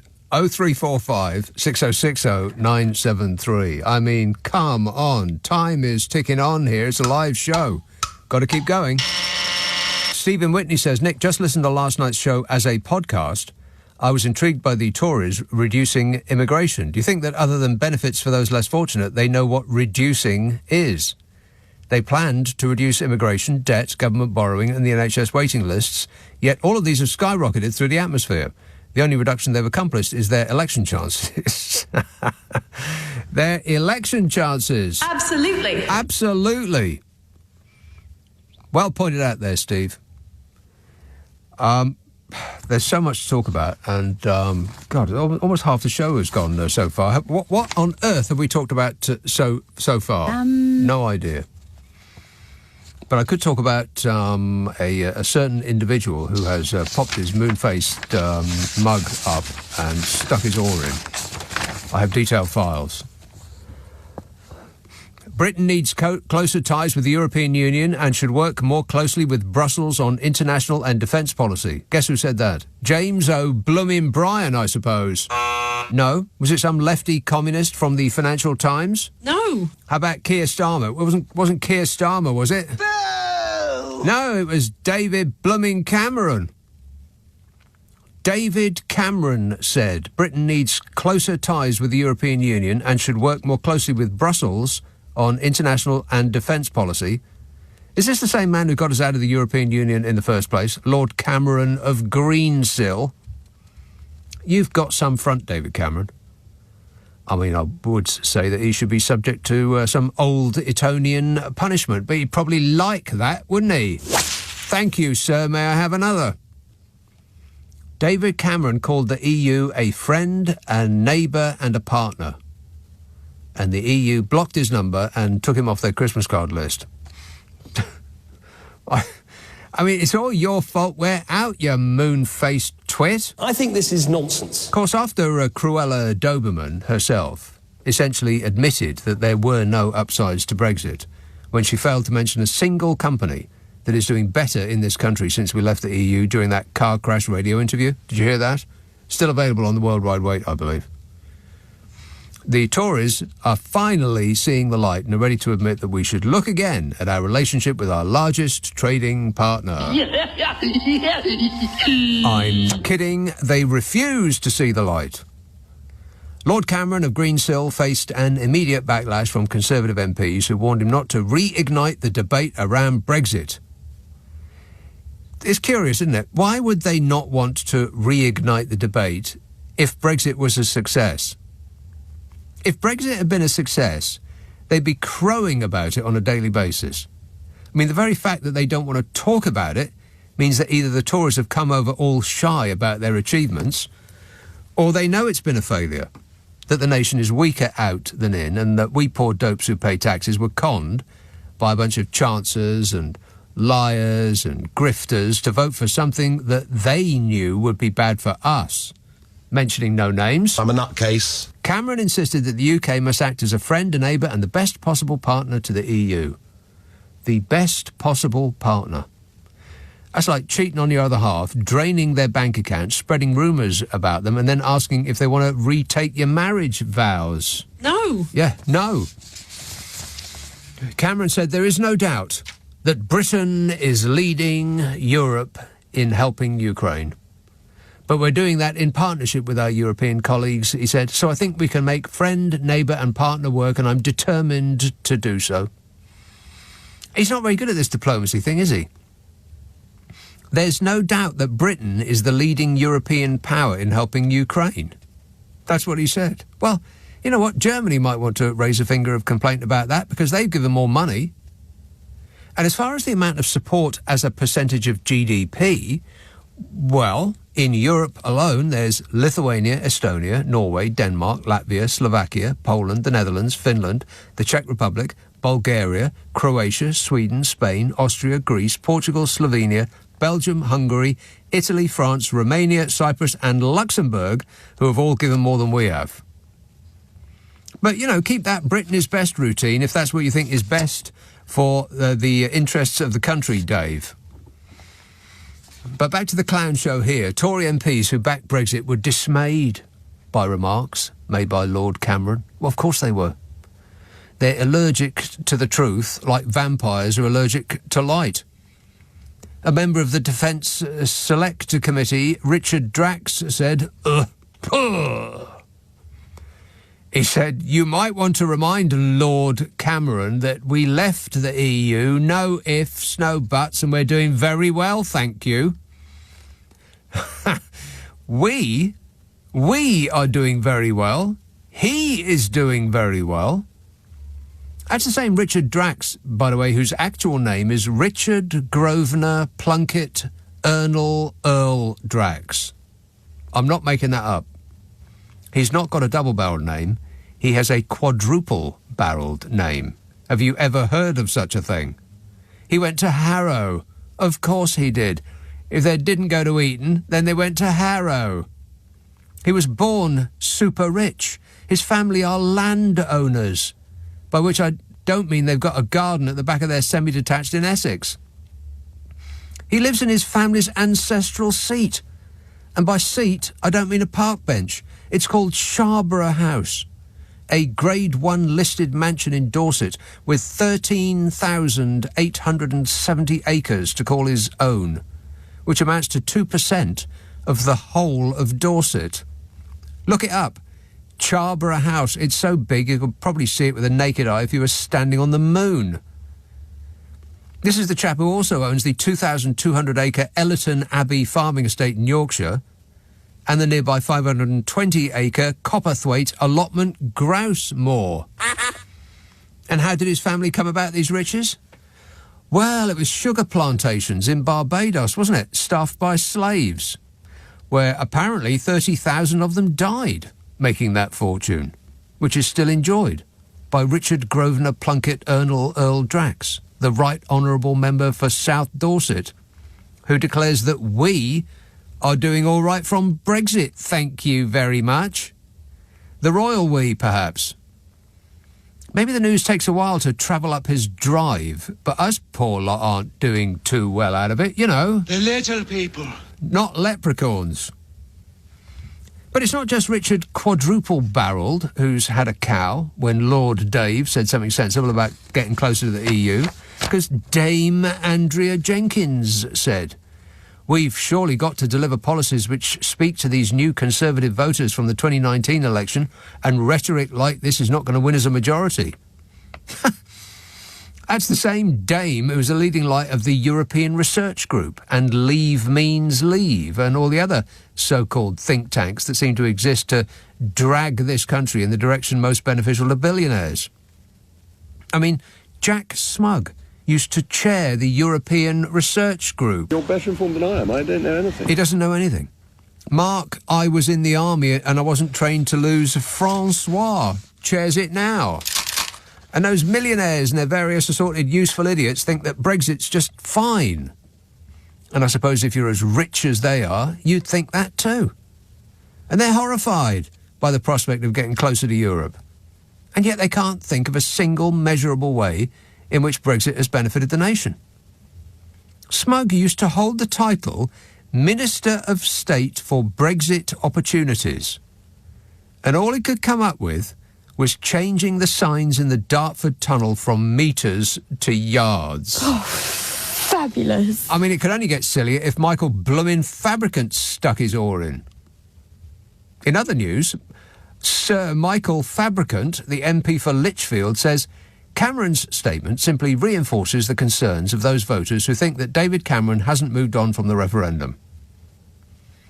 Which voters? Voters. The voters you're expecting to elect another Conservative government next time round. The silent majority of numbers so small that by next spring you'll need a magnifying glass to find them. Those voters who think that David Cameron hasn't moved on from the referendum. The few still clinging on to the desperate hope that the lies that they were told will eventually come true, if only they believe strongly enough. And, by the way, Sir Michael Fabricant. I mean, just how silly a country is this when people like him get awarded a badge and a funny name? What for? Services to making Boris Johnson feel better about himself. Yeah. Wait a minute. I mean, we really have been stitched up good and proper by this lot, and they're laughing at us and hoping that the dwindling number who still cling to the idea of Brexit improving their lives, like they were told it would, hoping that they won't cotton on. What a way to run a country, eh? Dreadful. 0345 6060 973. Oh, the bad news piles up and up, by the way. There's the CPTPP, the Comprehensive and Progressive Agreement for Trans-Pacific Partnerships. What numpty came up with that name, by the way? I mean, you can't even say it as an acronym. CPTPP. It's harder to say than LGBTQA+. Have I missed them out? Probably have. Well, the plus misses them out, doesn't it? How offensive. Plus? Well, they just couldn't be bothered thinking of any more. Oh, well, they'll just all be pluses. But the CPTPP, yeah, I've got big news about that. Huge. You'll be very disappointed. Particularly if you're a Minister of Government, you've been crowing about how great the CPTPP is going to be for this once great nation. Never mind, eh? At least we're standing on our own 2 feet. Yeah, whatever that means. Well, that's what Uncle Nige said the other day. No, I didn't watch that show, but, it's been infesting my internet feed. People commenting about it. God, on and on and on they go. Asked what the benefits of Brexit were, I think his words were literally, we're standing on our own 2 feet. What the hell does that mean? What an absolute shower. I am stunned. How on earth have we let this happen? Nick Abbott on LBC. Call 0345 6060 973. Yeah! Dude! Here's a call in Rochester. Charlie. Hi, Nick. How's it going, me old cocker? Not bad. Yes, well, that Riff programme tonight, I've never been so shocked in my life. But as two purveyors of the utmost taste, are we? Are we? Are we the two most uptakers of the most? Yeah, I recommend you just get on with it, Charlie.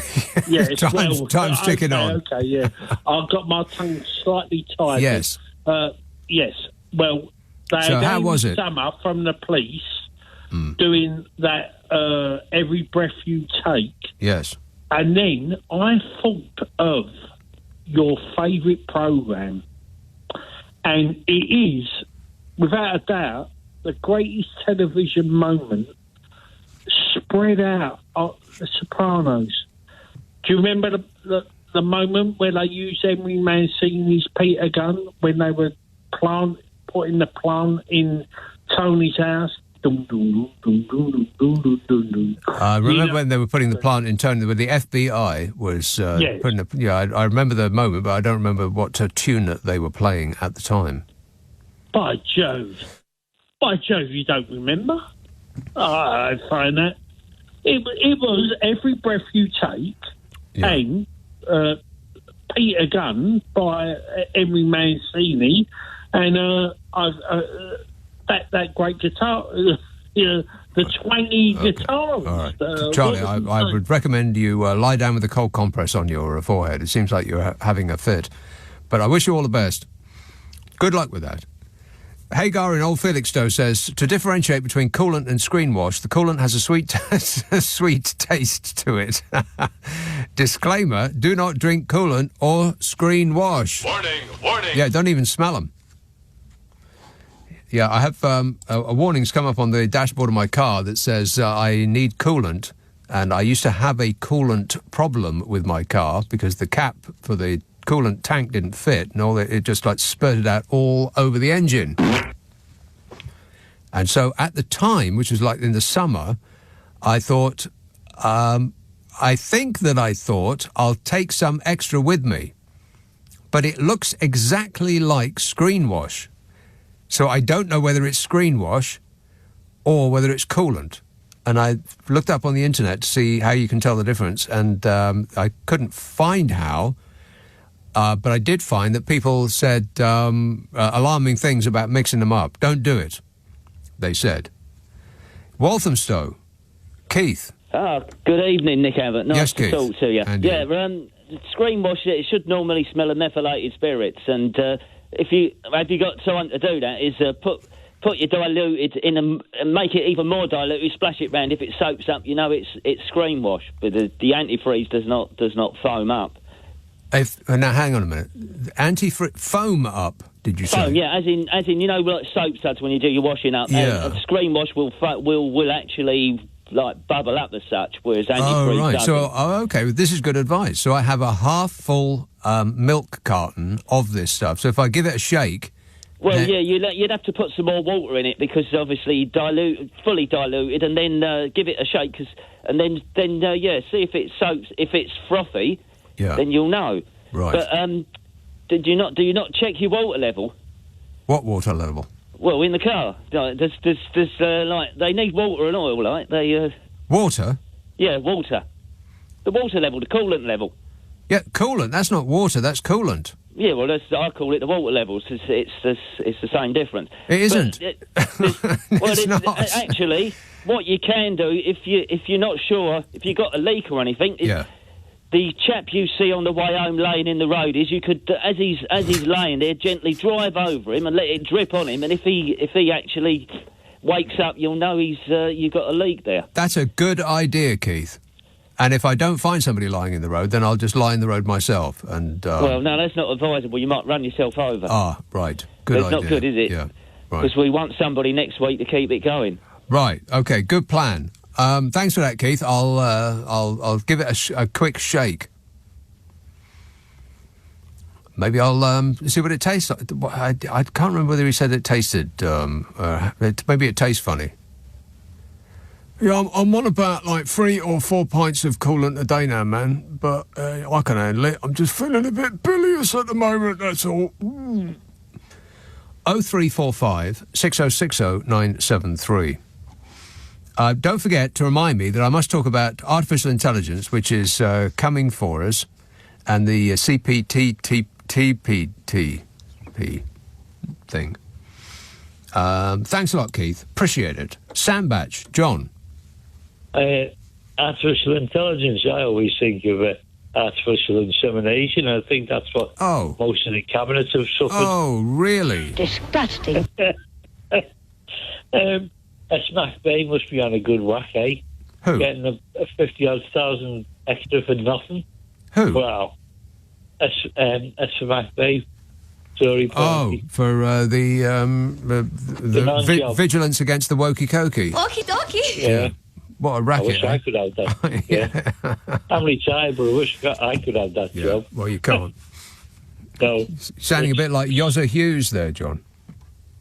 I could do that. Kiss it, John. Yeah.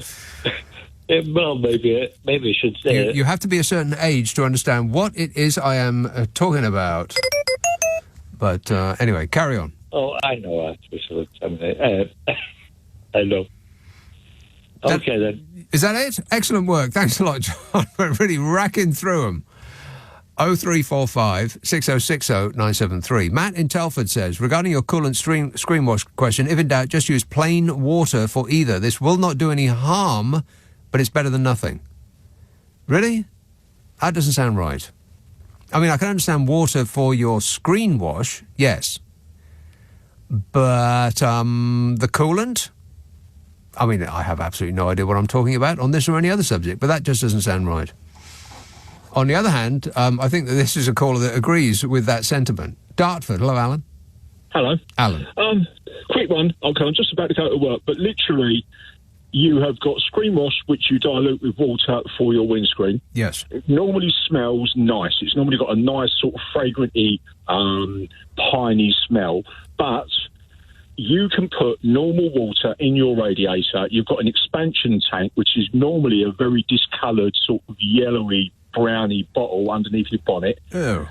And you unscrew the top. You always top your water up when it's cold, and you go halfway up the tank. There's two little lines on the tank where you put your water in or your coolant in.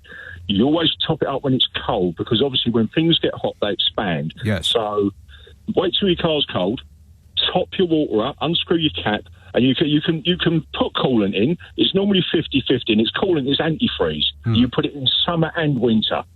Yeah, but you can quite easily top your water level up, your coolant level up, with plain water. And that will turn that light off. You've got a little sensor in that tank that tells you when your water level's low. How about if I just went behind the dashboard and just unplug that bulb that's giving me a warning signal? Yeah, or put a little bit of black masking tape over it. That's right. But honestly, Yes. honestly, Nick, Yes. do not put screen wash in there. You don't have to put coolant in. You've probably still got some coolant in. Right. In the engine, but all it's saying is your level's low, the light comes on to say top up with coolant, and you can literally pull into a petrol station, you know where you pump your tyre up? Normally next to it they have got a little hose that you can top your your coolant level up with. Don't fill it right to the top, you don't need to, but it's also got a little overflow pipe, so it will allow excess water to come out. So you can top it up with Evian, you can top it up with puddle water if you want, but just as long as you have got anything, and as long as you've got coolant in there. But it isn't actually a coolant; it's an antifreeze, and you use antifreeze summer and winter because it's like a non-corrosive. If you put normal water into your engine, after years and years and years of going around, it does start to fur up. But if you put a coolant in, which is antifreeze, it helps to keep all your waterways clear. It helps in the summer to keep your engine cool, and it helps in the winter to stop your engine freezing. Well, let me ask you this in closing, Alan. Go on. Do you know what you're talking about? I absolutely do. I absolutely do. But I'll tell you what, Nick.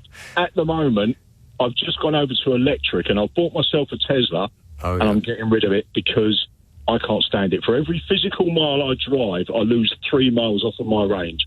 I don't need any servicing. I don't need any coolant. I only need window wiper water. It's a dream to drive. It's very fast. But for every mile I drive, physical mile, I'm losing 3 miles. And I will never do it again. I had a Ford Ranger pickup, and I was putting about £600 a month in diesel in that. And I thought, I'm going to go electric, but I'm going to get something nice. So that I'm not going to get into the smallest, cheapest electric car because I'll lose the will to live. So I've got into this Tesla, and I've had it about 2 or 3 months now. It's going. I can't stand it. Well, the thing with a Tesla is that it looks like a cab. Do you find that people are just waving frantically at you? My one's the Model 3 Performance, so it's the smaller. It's nice. It's grey, nice metallic grey, black wheels. So I've only ever been in one once, and it was a cab. And the only thing that I liked about the car was the seats. Very, very comfortable. Yeah, they are comfy. I've got loads of squeaks on the front. It's going back under warranty next week, actually, for them to do the work. The back lights are all misted up. It's squeaking. There's some stuff going on that I don't like. And once that work's done, I'm getting rid of it. The thing is with that I've noticed with electric cars is that there doesn't seem to be any. There's no life there. I mean, I know it's kind of silly because an engine like a petrol engine doesn't have actual If you like life. cars, you attach it. Yeah, I understand exactly what you mean. I've had this won't mean anything to you, but I've had an RS Audi. I've had an M5 BM, and they are cars for car people. Yes. You get. You sound like those are hooligan cars. Yeah, they are absolutely. But mine was an RS Estate, so I had the RS6 van. So I could convince people that I was taking the kids down the coast with the dog in the boot. And, you're the kind of person that comes up behind me and starts flashing their lights because I'm only doing 20 in a 20 zone. No, I drive for a living. I drive a lorry for a living. My licence is clean. I've got no points. I've got 16 years, no claims. But I do love a car. I like a car. But what I'm telling you is the absolute 100% hand on heart truth that you can top your coolant water, your coolant tank up with plain water. Go and buy Evian, Perrier. other. I'll give it a treat. I'll give it some Perrier with a slice of lime. How As does long that as it's sound? not sparkling. Right, okay. But, good work. But? Yeah. But there's a Honestly, but? Truthful. I'm telling you the truth. Go to get that light turned off, because if you overheat, you'll blow your head gasket and then your engine is toast. Just top it up with water, turn the light off, and it will be done and you'll be fine. Well, that sounds like a dream come true. Thanks a lot, Alan. Cheers, mate. 0345 6060 973. The stuff we're learning on this show. How to avoid your gasket blowing. I've got no idea what that means. And that all fruit comes from flowers. Yeah, we're here, there and everywhere, baby, on this programme. Educational, yes?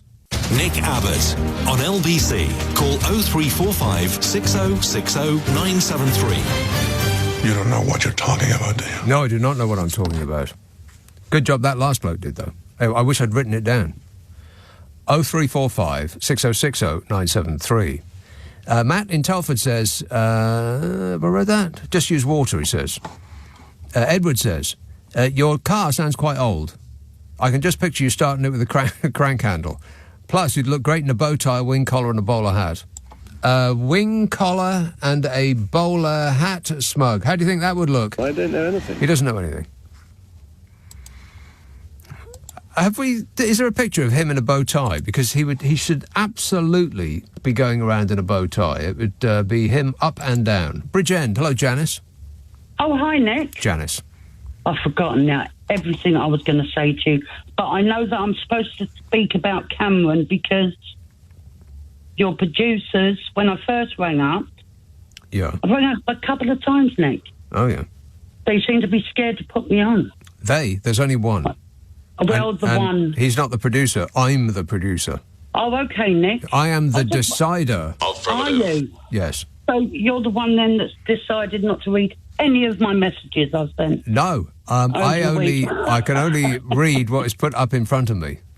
See? So who's not putting it up in front of you? Well, it's... Anyway, I'm supposed to speak about Cameron. Supposed because to? at first I wanted to speak about how you cheer me up on a Friday. Oh. I'm an eccentric person. Uh-oh. Right? I'm eccentric. My kids say that I'm special, but... Eccentric? Warning. Yes. Yeah, warning. If you want to talk about cars... No. I've had every car I don't. known to man. I do not wish to talk about cars. Oh, I used to park a car on the hill and have to push it down every morning to start it. Take the kids to school. Who was behind the wheel? Yeah, I was younger then. I could run alongside. Right, and then leap in. Good plan. And then leap in. Yeah. Couldn't leap in now. I fall flat on my face. Yes. So I'll be gone. Anyway. That would look eccentric. Well, me being eccentric. Yeah. Is it right for a 63-year-old to be skipping down the road? Why not? 63? No. Why? Well, you'll put your hip out, Janice. You will. No, I won't. I go swimming. Your dancing days will be over. Oh, no. Well, when I rang you up earlier, I wasn't listening to you. Huh? I was sort of like I had the tablet on because of the hostage release. You were on tablets. Yeah. I was singing on Star Maker. That part, I believe. And I was listening to you via one ear. Wow, you were in receipt. You were multitasking, brain-wise. Yeah. Brain-wise. So, what do you want to talk about, Nick? What are we talking about? Absolutely nothing at all, Janice. I think we've spoken quite sufficiently. You have delighted us enough. 0345 6060 973. Anybody that comes on and says, "What do you want to talk about?" is this a big no from me? No. You have to actually have some clue as to what it is you want to talk about before you call me. This isn't dial a friend, but I do wish you all the best. Graham says, apparently there is a vacancy for a new car show host. It sounds like it would suit you perfectly. Yeah, I don't know anything about them. When can I start? Ricky says, don't put coolant in your mouth. My friend thought this was a good idea and accidentally swallowed it and it nearly killed him. A tiny bit of coolant in your body can shut down your kidneys. Drain the stuff out and fill up with ready mixed. Drain the stuff out and fill up with ready mixed. No,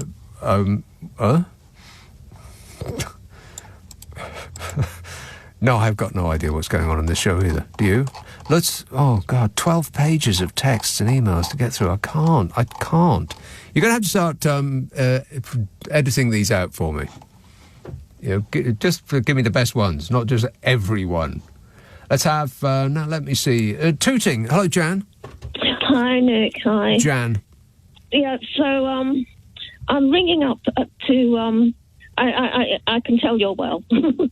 Yeah, thanks. And I'm just getting my voice back.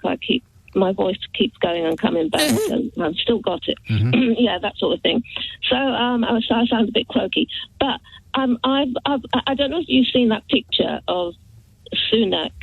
I've been looking at it of Sunak and Hunt with at that Nissan car place in Sunderland, and how they have you seen it? They look like the two cats grinning that have got the cream. Sunak. Anyway. Oh, wait a minute. Here, I may have it here. Electric vehicle pledged by, but it's because they're so happy that, but because in their autumn statement, Hunt was saying about they want to cut taxes for businesses, so that they come and invest in England. Well, Nissan's already got a plant in England, but this is in Sunderland. They're wanting to expand and and concentrate on doing electric cars. Yeah. And they're putting 1.12 billion in. But my point, what worries me about these things, I mean, it's what the government's withholding, the information what the government's withholding from us, so that we can't really. Anyway, it's good for Sunderland. It's good for the area. Jan, finish a sentence, please. I am begging you. Yes, sorry about that. I'm looking at a picture of Fishy Sunak in that facility, and it's a long shot of him with how to describe this, normal-sized people. If I were him, I would not have my picture taken with other people, because there's just something peculiarly small about him. He doesn't look weirdly tiny when he's had a picture taken of him on his own or sitting behind a desk, but standing up near ordinary-sized people, it just looks as though somebody's done some sort of AI switch on him and have shrunk him down. It's like Land of the Giants wherever he goes. Oh, but this one is, both of them are bending down over a car, electric car, nice Nissan car. Right. Hunt and Sunak, and they both look like Hunt looks like he's got short trousers like like Sunak, because they're both bending down. But they really do. They're both in the picture together. Well, bending down over the car. You've painted a hideous picture for us. No, but they really do look. They look so happy. They look so pleased with themselves, like the cat. Well, I bet they are. What they're hiding? There it is. There it is, right there. One moment. I just have to not. Wait a minute. Reject all cookies. God, that's getting so boring. Oh yeah, there they are. Yeah. It makes it. It looks like Sunak is putting the badge on the front of the car, or he's just fondling it. Yeah. What is it with these people with their constant PR photo ops. Why don't you just get on with your work? All of the problems in this country have not been solved, for crying out loud. But Nick, my point really about it is... You have a not point? just- yeah, I do have a point, because what is of concern when I read about it is that Nissan's making a direct investment of 1.12 billion, big deal. and they're going to concentrate on doing just electric cars in the site, and doing batteries as well for the cars. Yeah. But because of the autumn statement, when they say they're cutting taxes for businesses, there's no information about that, and also that Mr. Hunt has declined. It says in this paper, had declined to say how much the Treasury was putting into the deal. 200 million minimum. 200 million pounds of your money that they're getting, that we're giving one of the richest corporations on earth, just to persuade them to do business here. 200 million. Plus, no doubt, tax breaks and all the rest of it that goes along with that. Oh gosh. Okay. Oh, I didn't realise that. Yeah, I didn't realise it's just 200 million. I thought maybe there were some hidden figures. There no doubt are. Yeah, if we know about 200 million, then they expect it to be 10 times that figure. But sadly, Jan, we have run out of time. 0345 6060 973. Text 84850. Email nicka@lbc.co.uk. And if you're on Twitter, it's @LBC. Caroline says, it's okay, we're all on that list, the government's list, the list of future punishment. 'Twas very chilly today, says Caroline, but the glorious sunshine more than made up for it. And Carl says, the Morning Star in Oldham does a pint of carling for £2.66 and pine chips for £6.99. It must be grim down south. Stop whining, he says. Who, me? £2.66 for a pint of lager. Where? 1964. On your radio, on Global Player, and Play LBC. leading Britain's conversation. This is LBC.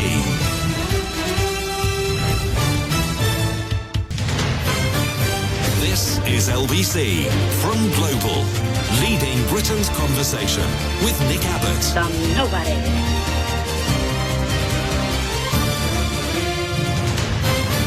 Now, wait a minute. I don't like that kind of talk. Now, just stop it. It upsets me. This text says, Nick, I've always heard you say he's doing his best in regards to fans of Bojo, but I have never heard it spoken from the horse's mouth until this week. Discussing the COVID inquiry and the blonde blobby, a lady rang Ben Kentish defending the haystack, saying that everyone is against him. He did the best for the country and no one could have done better. I was flabbergasted. I hadn't heard anyone defend him before in my tofu wokarati echo chamber. I'm shocked, says that texter. Name not revealed. Yeah, I used to get that all the time. Oh, leave him alone. He's doing his best. The great big greedy nincompoop. The great big greedy nincompoop is doing his best. Leave him alone, please. It's just incredible what we're learning from the COVID inquiry. I thought that the governance of this country was pretty lackadaisical, pretty poor since who took over. But we had absolutely no idea quite how bad it was. Just a clueless dope with a hair don't. We're lucky to be alive. I mean, really, it's amazing that so many of us actually lasted his premiership, and that then replace him with a trust bot. Absolutely. That this country hasn't burst into flames and flipped upside down and sunk is just stunning to me. 0345 6060 973. Let's have Romford. John. Hey, Nick. Yes, John. How you doing? Good, thanks. I've only phoned you once before. John, I had a little pallet company. I don't know if you remember. A little pallet company? Yes, a little pallet. What are little pallets used for? Well, no. the pallets are not little. Right. They're normal size pallets, but Yes. I'm just like a small company, see? Right. So you're small and the pallets are regular size. Oh, I see. Right. I'm regular. You're regular size and the pallets are regular. Well, what's the small part then? Well, no, it's just my company's little. Oh, I'm sorry to hear that. Well, you know that's what life is like these days, you know. But you do the best with what you've got, though, John. Well, this is what I always tell myself, Nick. Nick, you know, I'm really concerned about you now. I'm very, very, very concerned. Yes, why is that? Not only, you know, I would like you to keep out of my way when you're driving at 20 miles an hour. If you could just keep to the. I'll drive on the pavement. On the left-hand side, and then I can, you know, so I can rush past you as quickly as possible. Quite. Right? In the 20 zone, of course. Yeah. Right, but Nick, I'm really concerned that you're using pure coolant through your engine, through your car. I don't think that I am. What is in my boot, I'm pretty sure, is cut 50-50 with water, because I wouldn't have put it in the boot if I hadn't have already cut it with water, because it's in an old, 2-litre milk carton. It's cut. You sound like a Bolivian. No, you know, because you know, a lot of times you're always complaining about how you're ill. Remember once you sniffed something in a skip? I did. You was ill for months. You was complaining for months. Yeah. You was complaining about it. Right? I mean, you're always complaining about illness. But if you have pure coolant, running through your engine, right, then that would be something that would do you no good, because, like, you know, what you put, you know, the water that you put in your engine, that comes through your heating system, right? So if you've got pure coolant in there, that would be coming through your heating system, right? So you'd be basically breathing in pure antifreeze. Well, now wait a minute. Which, as you know, antifreeze is poisonous. It's no good for you at all. It's my least favourite anti. Well, that's what I've always said to myself too. But hang on a minute. Wait. Yeah. Now, if that's true, then it surely is also true if I cut it 50-50 with water. No. But I think the water would probably, you know, eliminate. Well, now wait a minute. Would probably. Now you went from a certainty to now we're at a probably. No, I mean, in 2 seconds you'll be shrugging your shoulders, going, I don't know. Yeah, no, that's a definite, because you wouldn't put pure antifreeze in. Yeah. And if I know you said you don't know what you're putting, but if it smells like if your inside your car now smells like washing up liquid, right? Then you'll know that you've put screen wash. Yes. In right, but a screen wash, it won't really do anything to your engine. But I'm not sure that's true, John. But, no, it won't do anything to your engine. That's cool. It won't do anything to your engine. All you do is because there's nothing in it that can damage your engine. Well, the internet. Wait a minute. The internet suggests otherwise. No. It wouldn't do anything. All you do is you just have the smell through your car would just be like fairy liquid, or, you know, some other washing up liquid. But that's what it would be, you know, because it would just basically. So if I start humming that song, hands that do dishes feel as soft as your face, then I know which one I put in the. Well, precisely. Yeah. But make sure you've got water through the system as well, because if you haven't got water in the system, then I would say that could be very, very dangerous. Right. Okay. Well, let me ask you a question about this. Okay. Do you know what you're talking about? Absolutely. Absolutely. I've been dealing with cars since I was a little lad. Right. You know, okay then. So you'll be, you know, but the one thing you mustn't do yet, right, Nick? Yeah, is listen to you. Is run your car, right, when you've got the light on, right? If you do that, you're going to blow your engine up. You're going to do your engine some serious damage, right? Don't drive around and then keep filling it up every 10 or 15 or 20 minutes. Don't do that. Get the problem fixed, right? Because you're going to do your engine real damage. Right. Because, you know, you can only do that. That won't last you. It won't be very long, right? Before you do serious damage. So don't drive. You know, get a cab. Okay. I'll see you on. I'll see you on the bus, John. Now. All right. One more thing now. Another thing. Yes. In closing. Right? Now, are you still driving your really old car? Is that the one you've got now? No, my really, really old car, the one that's 25 years old, that is under a cover. I know what that car is. I bet you don't. It's a Volvo. No. It's a Mercedes. No. Oh, those are the only two cars. Those are the only two cars that can be 25 years old. Either a Volvo or a Mercedes. No. You cannot get another car, right, that lasts that long, Nick. Yeah, I can. I can, and I have, John. It's a fact, Jack, and you're going to have to admit it. And I think that whole I know what I'm talking about thing has just fallen down like a Roman Colosseum. 0345 6060 973. All of this good advice. Very, very bad advice. Mike in Bromley says, I don't understand. You sound jealous of Australian temperatures. It's about 39 degrees here today and 36 tomorrow. Yeah, that's right. Yeah, it's the wrong type of degree, though, Mike, isn't it?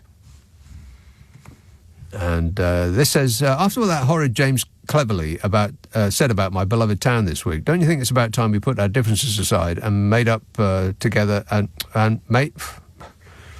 Never mind. Derek texts, hi Nick, my neighbour is autistic. He's a major fan of your show. Over a period of time he's recorded all of your sound effects. Last night he Bluetoothed it to his subwoofer and was playing Donald Trump and the word disgusting on a loop for a whole hour. Please play a new jingle or sound for him. His name is Roger. Which one shall I choose? How about... I love the poorly educated. There you go. Play that over and over again for an hour. I double dare you. 0345 6060 973. Your husband's an idiot, Melania. I don't care. She's not that bothered.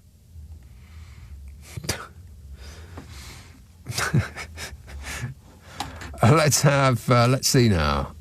West Devon, Rose. Oh, hello, Nick. Well, just quickly, this wasn't what I rang to say, but hearing you talking about the COVID inquiry and also Lee Anderson being chairman was mentioned earlier, and thinking, doing his best. You know, I mean, he was Prime Minister, for God's sake. I was just thinking, I mean, basically, they don't give a damn. But what struck me was we might as well be run by the St. Trinian's girls. I've got Actually, I think we're being run by, what's his name? The guy who used to hide in a hedge in St. Trinian's, who became really, really famous. He was... George Cole. George Cole, yeah. What was his character's name? It'll come to me. No, I can't remember. He was the betting man. He was the betting man, yeah. He was like the... He's played kind of the same bloke his entire life, hasn't he? That sort of dodgy second-hand car salesman, psst, want to buy a watch kind of bloke. Yeah, that's the guy who's running this country. Yes, it is a bit like that, isn't it? But I like the idea of the girls, because I've got this book of, you know, it's quite a long story, really, but that doesn't matter. It's the pictures that count, but it's also the dialogue and stuff. Which book? Which book is this? Well, it's St. Trinian's. With Ronald Searle. Yes. And what you've got is a girl holding a lighted Bunsen burner to the science mistress's bottom. That sort of thing. Yes. I mean, that's almost the level they're at, isn't it? You know. Flash Harry. I knew I'd come up with it. Yeah. I pulled that out of the air. I cannot believe it. Flash Harry. And the wonderful Alistair Sim as Miss Britain. You know, sort of delicately trying to whistle. And Joyce Grenfell as well. I mean, the cast of that was just epic. Absolutely.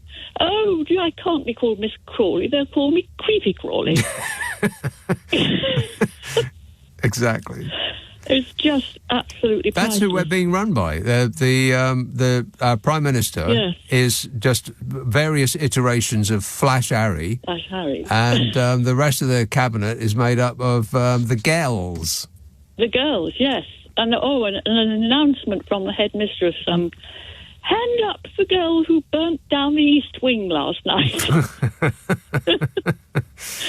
Yes, it's a good book. That should be on, those films should be on a constant loop. They probably are somewhere. I'll have to seek them out. Yes. All right, good work. Ascertain. Thanks a lot, Rose. Well, I haven't finished yet. Oh, have you? All right. Rang for. Go on, then. Well, it was, actually, it was quite simple, unless you want my story from when I was temping, but I don't think you will. The fruit from flowers. Yes. Well, as you mentioned it again later, I thought, I think I will ring in, because it just sent me back to spring when you were rhapsodising about the hawthorn everywhere. You know, the great masses of creamy white blossom. And I was saying it's the same here. Right. And I went to West Down where there's lots and lots of these small hawthorn trees, and they're just smothered in it. And I just thought there's going to be a fabulous crop of, that lovely red hawthorn berry, masses and masses of them. And indeed there was. That's all I'm going to say. Oh, right. The more flowers you've got, the more berries you've got, or the more fruit you've got, Well, the stuff you learn on this I had no idea that all fruit comes from, there's initially a flower, and then it squirts a bit of fruit out. Did you know that? Yeah, no doubt you did. Yes, I assumed everybody did. Yes, no, I did not know that. Well, first you get a bud, then you get the flower, and then as the flower dies, you can see the tiny berry or fruit. Yeah. Because it comes from it. Yes, Right. It gives birth to it, sort of thing, really. Oh. Now you put me off fruit. Thanks a lot, Rose. Nick Abbot on LBC. Call 0345 6060 973. Would you mind telling me what this is all about? Absolutely no idea, dear. Anderson from Florianopolis, if indeed there is such a place, in southwestern Brazil, says, just so you know, despite your sincerest efforts not to, weeks ago, temperatures in Rio de Janeiro reached 42.6 degrees in European surrender measurements, with thermal sensation nearing a staggering 60 degrees. I've no idea what that means. Hot, hot, hot. And anyone who dares to think this is somehow related to climate change is a leftist enemy of the people, says Anderson from Florianopolis, if indeed there is such a place. Paul says, I need to mention that coolant contains antifreeze, which, if drained or drunk by pets or animals, can kill. Screen wash should be less harmful, says Paul. Oh, well, I'll have it in a martini then. Caroline says, of course all fruits come from flowers. That's why there's cherry, plum, apple and orange blossom. And this text says, opal fruits don't come from flowers. That's right. So, no. And they're made to make your mouth water. Any fool know that. Maurice texts, knowledge is knowing that a tomato is a fruit, not a vegetable. Wisdom is knowing not to put a tomato in a fruit salad. Well, that is just a fact. Let's have the West Midlands, Ranjit. Hey, mate, you're right, Nick. Yes, I'm great, mate. Yeah, just don't drink the antifreeze. Don't drink the antifreeze. No. Yeah, just don't drink it, yeah. You know what? Is there any limitations of putting somebody in the House of Lords and what position they can get? What? You know how you put David Cameron in the House of Lords and made him Home Secretary? Yes. Is there any limitations of who can be put in there and what position they can get? I believe the only limitation is that it has to go past a parade of harumphing old geezers who say yay or nay to each suggestion. Yeah. I've just had, while I've been listening to you, I've been thinking about this. What happens if old I'm a nutcase Farage, gets put in the House of Lords? Yes. Yeah. And then decides that, he's going to run for the leadership of the Conservative Party or something. Mm-hmm. Do you think that will scamper Labour's chances of winning? No. No, I don't think it would either. But I was just thinking, these guys now, the Tories, have to pull something out of the hat. Yeah, when you always talk about the film analogies of which film was good, yeah? You're only as good as the last film that you made. That's what people say. They don't say that. Like Tom Cruise. I watched one of these films. Was it The Martians? Well, I forgot what it was. Anyway, it was such a horrible film. War of the Worlds. Yeah. You didn't like War of the Worlds? Yeah, I made my wife watch it. Yeah. You did not like War of the Worlds. Which bit didn't you like? Tom Cruise right at the end. What was he all about? You know what I mean? What, when he spoiler alert? Warning! Tom Cruise. Looking for his daughter. Tom Cruise didn't die. And he brought his daughter back to his ex-wife, and it was a beautiful family moment. All right, it was just total rubbish. And I like Tom Cruise. Okay, So these guys now have put that mini budget last week, yeah, okay?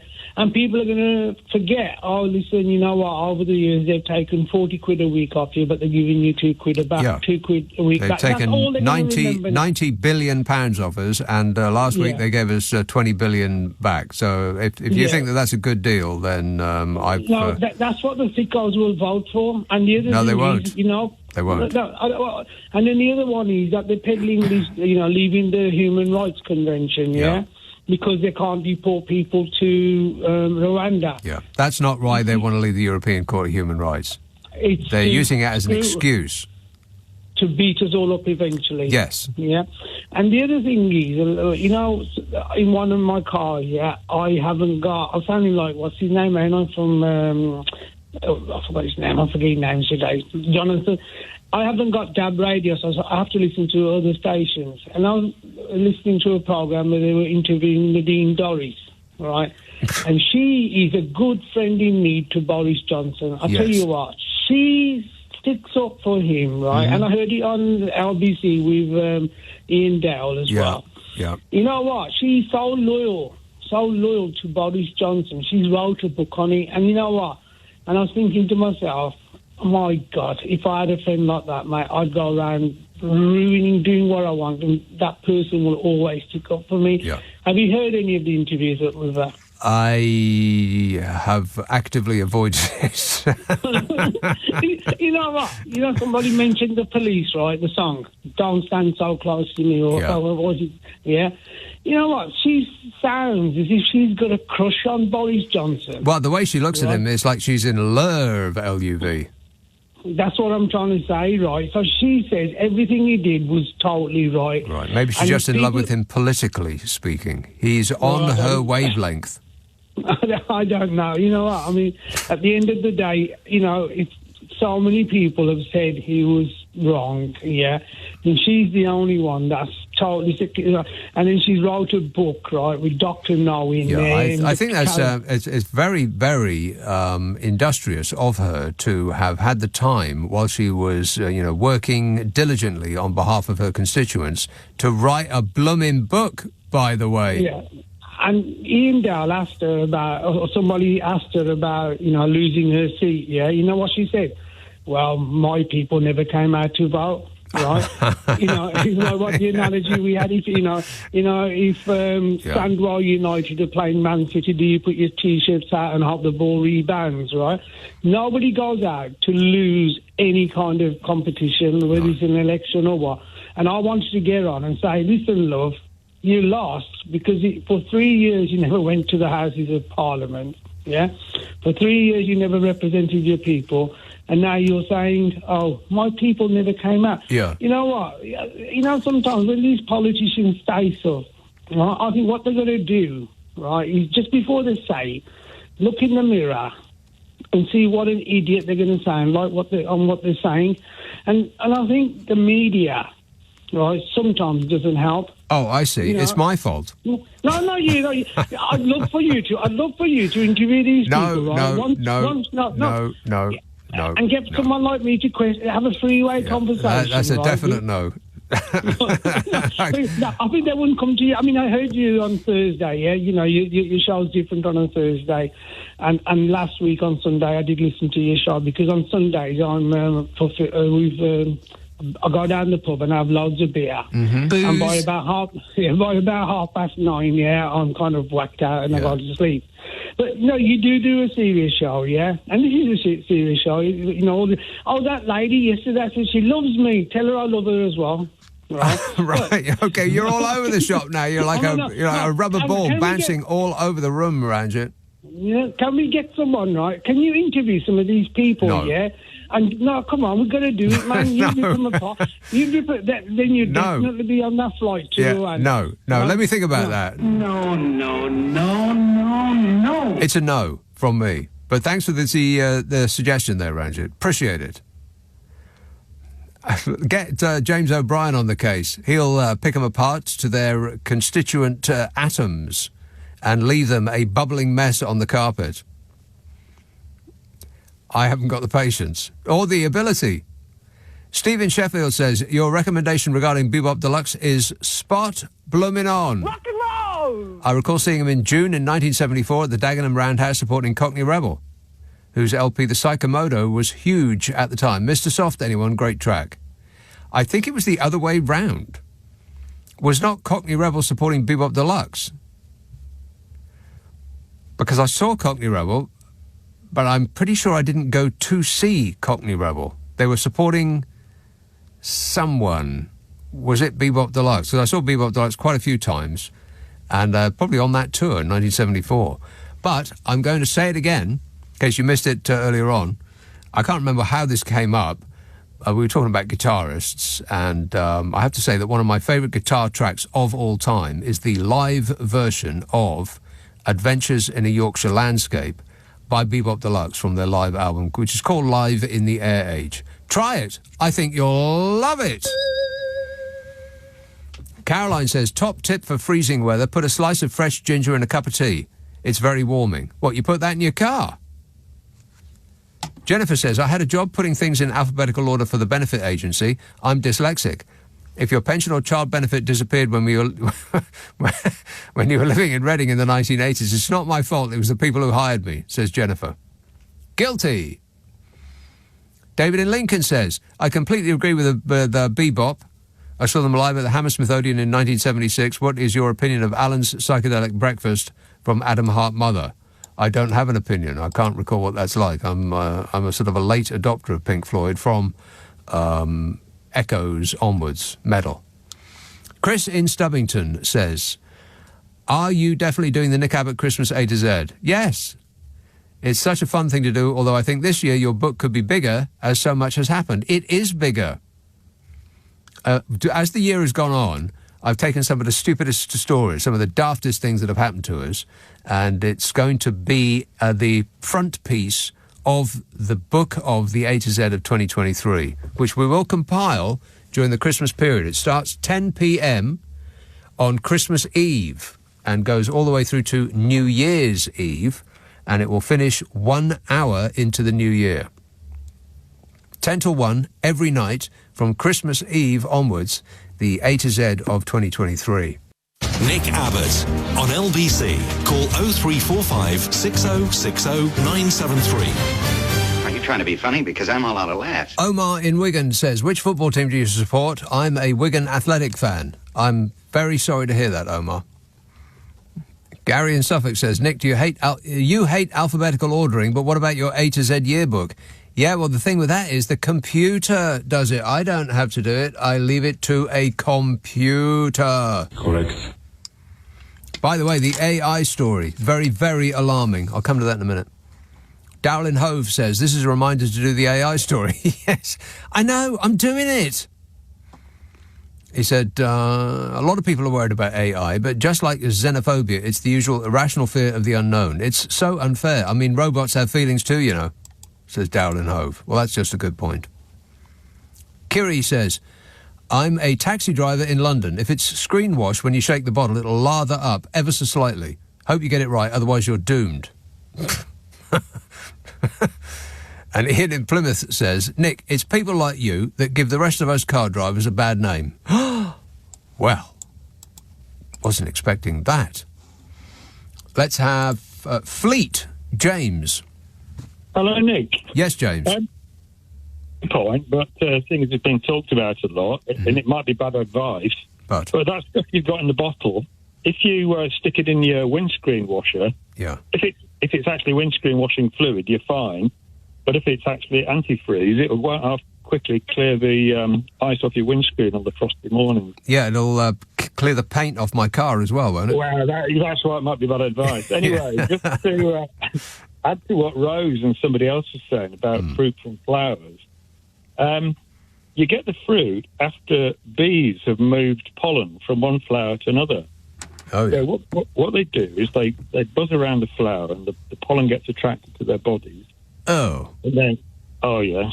And then it moves, they fly to another flower. Yeah. And then the pollen gets deposited on a part of the plant, part of the flower called the stigma. Yes. And then the pollen starts working enzymes to create a little pollen tube to go all the way down into what's called the ovary of the flower. Oh. I know, it's getting worse. And it then sends, let's say, male contribution down into the ovary. Oh, my to God. fertilise the flowers. So basically, bees pollinating flowers is how plants have sex. I'm never eating anything else for the rest of my life. Anyway, interesting. Yeah. All right. Thanks for the bad news, James. Get on with the AI story, can you? Wait. This text says, strange the government will not reveal how much of our tax money they've paid Nissan to stay in the UK and build electric cars. The Brexit crime scene has yet to be investigated. The power of those that bought Brexit is very disturbing, says that very disturbed communicator. 0345 6060 973. Dublin. Colin. Hello, how are you? Good, thanks. Good, Nick. Just to go back to your story about antifreeze in the car.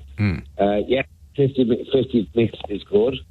100% coolant or antifreeze mix is not good because it'll rot out your hoses. Water is okay to get your way home. Let's say if you're up to north of England there, you want to travel back to London or whatever, it will get you home, but get that water out of there because antifreeze itself, although it's good when it's mixed with water, it does also have anti-corrosive properties. So right. Do well to water is fine in your fueling system to get you home, kind of thing. Get it out of there as soon as you can within a few days, really. What, by turning the car upside down and shaking it? How do you do that?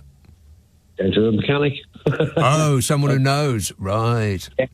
Or look, if you're a bit savvy yourself, throw it up in a couple of service ramps at the bottom of the radiator. You find a bung, like a little plug. You should be able to open that off. That'll drain most of it out, and then fill it up 50-50 to them. You'll motor on fine. Right. I'm definitely not going to do that. I shall get a man in if a woman is not available. All right. Good advice. Thanks a lot, Colin. 0345 6060 973. This email says, in a report accompanying last week's autumn statement, the OBR said the UK's entry into the Comprehensive and Progressive Agreement for Trans-Pacific Partnership is not as it's we've previously been encouraged to believe. I have detailed files. The UK's flagship specifically the Trans-Pacific Trade Deal, which was presented as a cornerstone of post-Brexit global Britain, will deliver even less benefit to the economy than the tiny uplift that was previously predicted. This is according to the Office for Budget Responsibility. That is the Office for Budget Responsibility, which has now been added to a list of enemies of the people. No! In a report accompanying last week's autumn statement, the OBR said the UK's entry into the Comprehensive and Progressive Agreement for Trans-Pacific Partnership, or the CPTPP, would add just 0.04% to the GDP in the long run, which it defines as after 15 years of membership. What? The OBR said two separate bilateral deals between the UK and Australia and New Zealand, also hailed as landmark trade agreements post-Brexit, might increase the level of real GDP by a combined 0.1% by 2035. Wow. Is that a lot? No. Is that going to make up for the loss we've suffered from leaving the EU? Negative. The tiny predicted benefits from these trade deals contrast with the OBR's own calculation that the UK economy will be 4% smaller than if we had stayed in the EU. So we lost 4% and will continue to be 4% poorer forever, and we gained, in total, 0.05% from the deals with Australia, New Zealand, Brunei, Canada, Chile, Japan, Malaysia, Mexico, Peru, Singapore and Vietnam. And the deal that melting candle negotiated with the EU, all put together, we lose 4% and gain 0.05%. We lose 80 times what we've gained by leaving, maths fans. And we have to take the rules that come with those deals, of course. We can't just make up our own. We still have to conform to the EU safety standards to trade with them, for instance. And so there goes that we stand alone and we stand on our own 2 feet nonsense. I don't know if anybody is still deluded enough to believe that guff. And the thing that the Leavers wanted most of all, of course, to see fewer foreigners round these parts, well, you got lied to about that as well. We had more people come here since Brexit than ever came before, and they didn't arrive in damp and cold dinghies. They arrived on a plane at Heathrow with a government-approved visa. How's Brexit going, by the way? Oh, fabulous. Is it everything you hoped it would be? The CPTPP is a free, like Aretha, the easy way to remember it is it's like Aretha Franklin sang, RESPECTPTPP. The RESPECTPTPP is a free trade agreement between Australia, Brunei, Canada, Chile, Japan, Malaysia, Mexico, Peru, New Zealand, Singapore and Vietnam. And we signed an agreement to join in July of this year. Each of the existing member nations will need to ratify the UK's addition to the partnership before it takes effect. Trade expert David Hennig said that while the UK's entry into the RESPECTPTPP had been presented as a big moment, the effects have been hugely overhyped. Some companies will benefit, but the effects will be very small, he said. He added that he believed the UK would increasingly have to focus on measures to boost trade with the EU, which had suffered post-Brexit as a result of leaving the single market and the customs union. But that would be to admit failure. We didn't win the Second World War single-handed. To capitulate to the naysayers, the Ramonas will not win. We will never surrender. Our grip on the fantasy that was sold to us. We revel in our gullibility, and when we refuse to accept we were done up like a kipper, well, that's just on us. But not to worry, we'll still make America bow down to our demands and give us the trade deal that we want, because we're British, damn it. The small problem is that the Americans don't seem to understand who is holding all the cards, and they refuse to answer our calls. Charles Grant, the director of the Centre for European Reform, said that there is almost no prospect of a trade deal with the US. He says there's no chance of one at the moment because Joe Biden doesn't like trade deals. And there's no chance of one if Trump were returned to the White House because he likes them even less than Joe Biden. And the number of cranks and kooks and ne'er-do-wells who still bray on about how we will rule the world now we're out from underneath the control of the evil European superstate, the number of them is getting smaller by the day, as are the number of people who still buy any of the tripe they're selling. You know, when she announced the deal on the UK entry into the RESPECTPP, Trade Secretary Kemi Badenoch said it would bring significant benefits to the UK. Liar! No, it won't. The OBR estimated that Brexit will wipe £100 billion from the UK economy. In the latest economic report issued last week, it makes its calculation of an eventual 0.04% uplift from the RESPECTPP on the basis of what it said is the official government position that it could lead to an increase in UK GDP of 1.8 billion in the long run. There. Numbers we can understand. Finally, percentages of GDP, it's a bit vague. So there it is in pounds. We lose 100 billion and gain 1.8 billion by leaving.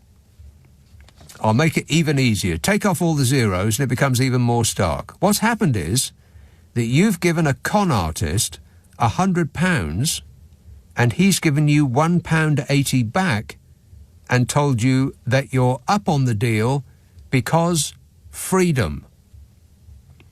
And if you're okay with that, I have a house by a geothermal vent in Iceland I'd like to sell you. This is LBC with Nick Abbott. Call 0345 6060 973. Tweet at LBC. Text 84850. Come on, we're running late. 0345 6060 973. County Down. Hello, Connor. Hi, Nick. How you doing? Good, thanks. The caller a few calls ago was talking about not putting coolant into the radiators in case it comes into the cab. That can't happen. It's a sealed system, totally sealed system. So where does the warm air come from? I should know all this. The warm air, there's two radiators. There's one in the front of the car and behind the grille. That's the one that cools the engine. And then there's a little miniature one in the back of your dashboard. That's the one that warms you up. Is that right? But they're both connected to the same system and thermostatically controlled. Huh. But it's a sealed system, because if it was an open system, the water would simply boil away. That's how the engine's maintained at the right temperature, at the optimum temperature. Right, because that's what was happening before. The oil, the coolant just burst out through the cap, which wasn't fitting properly. So it just used to spray my engine with it. And I used to go like about a mile before it warned me that there wasn't any blooming coolant in the car. I just filled it up. And filled it up, yeah. And if someone thinks they've put their antifreeze into the wiper washer by mistake, you just put a garden hose in it and flush it all out. Just keep flushing it till the water runs clear, because it'll just go down the drain. Well, that's antifreeze. The stuff you hear on this show, I did not expect to, nor did I really want to be educated this evening, but by accident, it appears that I have been. Yep. Excellent work there, Connor. Thanks for that. 0345 6060 973. Glasgow, Chrissy. Hi, Nick. Chrissy. Gosh, he was a very knowledgeable chap, wasn't he? Very. Very helpful, yeah. Obviously I want to remind you about the AI story, which you'll eventually get to, Oh, I'm yes, sure. the AI story, that's right. But I've recently purchased some of the smart speakers. I'll not say activate her, okay? Yeah. Because she is listening in the background. Always. And that's, well, you see, I know. A little bit spooky. Mm-hmm. They are, yeah. I got these to put in several rooms and connect with a few bits and pieces to make my life a bit easier for myself and my wee girl, because there's lots of things that she can't do because of her disability. And I thought, well, this is going to really help us. And it has. Yeah. They're a marvellous thing. I mean, you can use them as a radio. I think most people just use them as a radio and, what time is it? That kind of thing. Yeah, I've been playing about with all sorts of features, little quizzes and all sorts of great. It's great fun, and there's a whole world of things it can do. But it did get me thinking, about what I've started to do. I've started thanking it. So, after I've made a request, I'll say, "Speaker, do this," and she'll go, "Okay," and I go, "Speaker, thank you," and she'll go, "Anytime," or "You're welcome." And because I think subconsciously it's not just the fact that I've got good manners. Yeah. I just hope that she'll kill me last when the AI takes over, because I'll ingratiate myself into their good graces. It is and going on your. They can maybe use me as a human. Yeah, they can maybe use me as one of their minions or something. This is all going on your permanent record, Chrissy. Well, you keep freaking me out when you say that, but I can't help feeling kind of surveyed by it. Well, you are. I mean, you're surveyed not only by the things that you're talking about, the the machine, but you're also by the phone. Your phone is listening to you all the time as well, because and I know that that's true, because if I say "Okay, Google," it bursts into life. There it is. How can I help you? It says. Damn it. Oh, God. Oh, God. Well, as long as it doesn't look at my search history, dear God. Because I'm not very clever sometimes with the technology, and I try and shoplift online. I'm a bit sick. Yeah. But it's when you have to return them that comes the big problem. It's like, who are you? How did you get these things in the first place? All these unpleasant questions they ask you. I will not be doing that. I'll smash it with a hammer. I'd rather do that than return it. Right. I want to say one thing which, I don't know how to say this. It's really difficult. Just blurt it out, Chrissy. I have never, oh my God, I can't believe I'm saying this. Say it. On national radio. I've never heard a Pink Floyd song. What? I've never heard the Pink Floyd song. You must have heard a Pink Floyd song. Another brick in the wall. You must have heard that. I have vague memories of a line or two from that, but if that's that's it. Teacher, leave them kids alone. Leave those kids alone. Yeah, that's the only thing I could say about them. I know nothing else. So when you come on and the other callers come on and they're all sort of savvying with it, and I'm 48 and I know nothing. I've never been to a concert. What? Or a football match or anything. Actually, I have been to one concert. My eldest daughter, bought me some tickets for Andrea Bocelli, but that doesn't really count, does it? Of course it does. You've never been to a football match. Do they have football teams in Glasgow, Chrissy? Good ones or just football teams? I think they got both. They do have plenty of football up here. I wouldn't be popular by saying that, but the opportunity's just never presented itself. Oh, you've got to go out and grab it, Chrissy. Just do it. Promise me you're going to do that. Do something. When I go out and grab it, I get into trouble. I don't want to do that again. Well, very much depending on what the it is that you're grabbing. But grab the opportunity to go and do something. Promise me you'll do it within... It's getting difficult to do things now, December, tricky. But in January, people are going to be desperate for your custom. So plan ahead. All right. Okay. There you go. And always be nice to your speaker. Be polite. Otherwise, it'll be the end of you. Right, artificial intelligence. It's not good. Not good. OpenAI, you know the chat GPT people? OpenAI was reportedly working on an advanced system before its boss, Sam Altman, was sacked. This system was so powerful it caused safety concerns among many staff at the company. Oh, no. Before his dismissal, the artificial intelligence model triggered such alarm with some OpenAI researchers that they wrote to the board of directors warning it could threaten humanity. These aren't just some numpties. These are people who are working on some of the most advanced artificial intelligence on Earth, who were so alarmed at the direction that the research was taking that they wrote to the board of directors warning that if they continue along this path, it could threaten humanity. The model is called Q-Star. That's written Q with an asterisk. And it was able to solve basic maths problems it had not seen before, like... And 1, 2, 2, 3, 6 million. No. Even smarter than that, if you can believe it. And the ability to solve maths problems would be viewed as a significant development in AI. It would be a pretty significant development if this catastrophic clown show of a regime could solve maths problems too. This government... Exactly. 1 + 1 equals a massive tax cut for millionaires. And coincidentally, the Tories get the same result no matter what the numbers are that they use. Ain't that right, Liz? Absolutely. Absolutely. The reports followed days of turmoil at the San Francisco-based OpenAI, whose board sacked Sam Altman, but then reinstated him after nearly all of the company's 750 staff threatened to resign if he was not brought back. They said, right, that's it, we're leaving. Altman also had the support of, crucially, the biggest investor in OpenAI, which was Microsoft.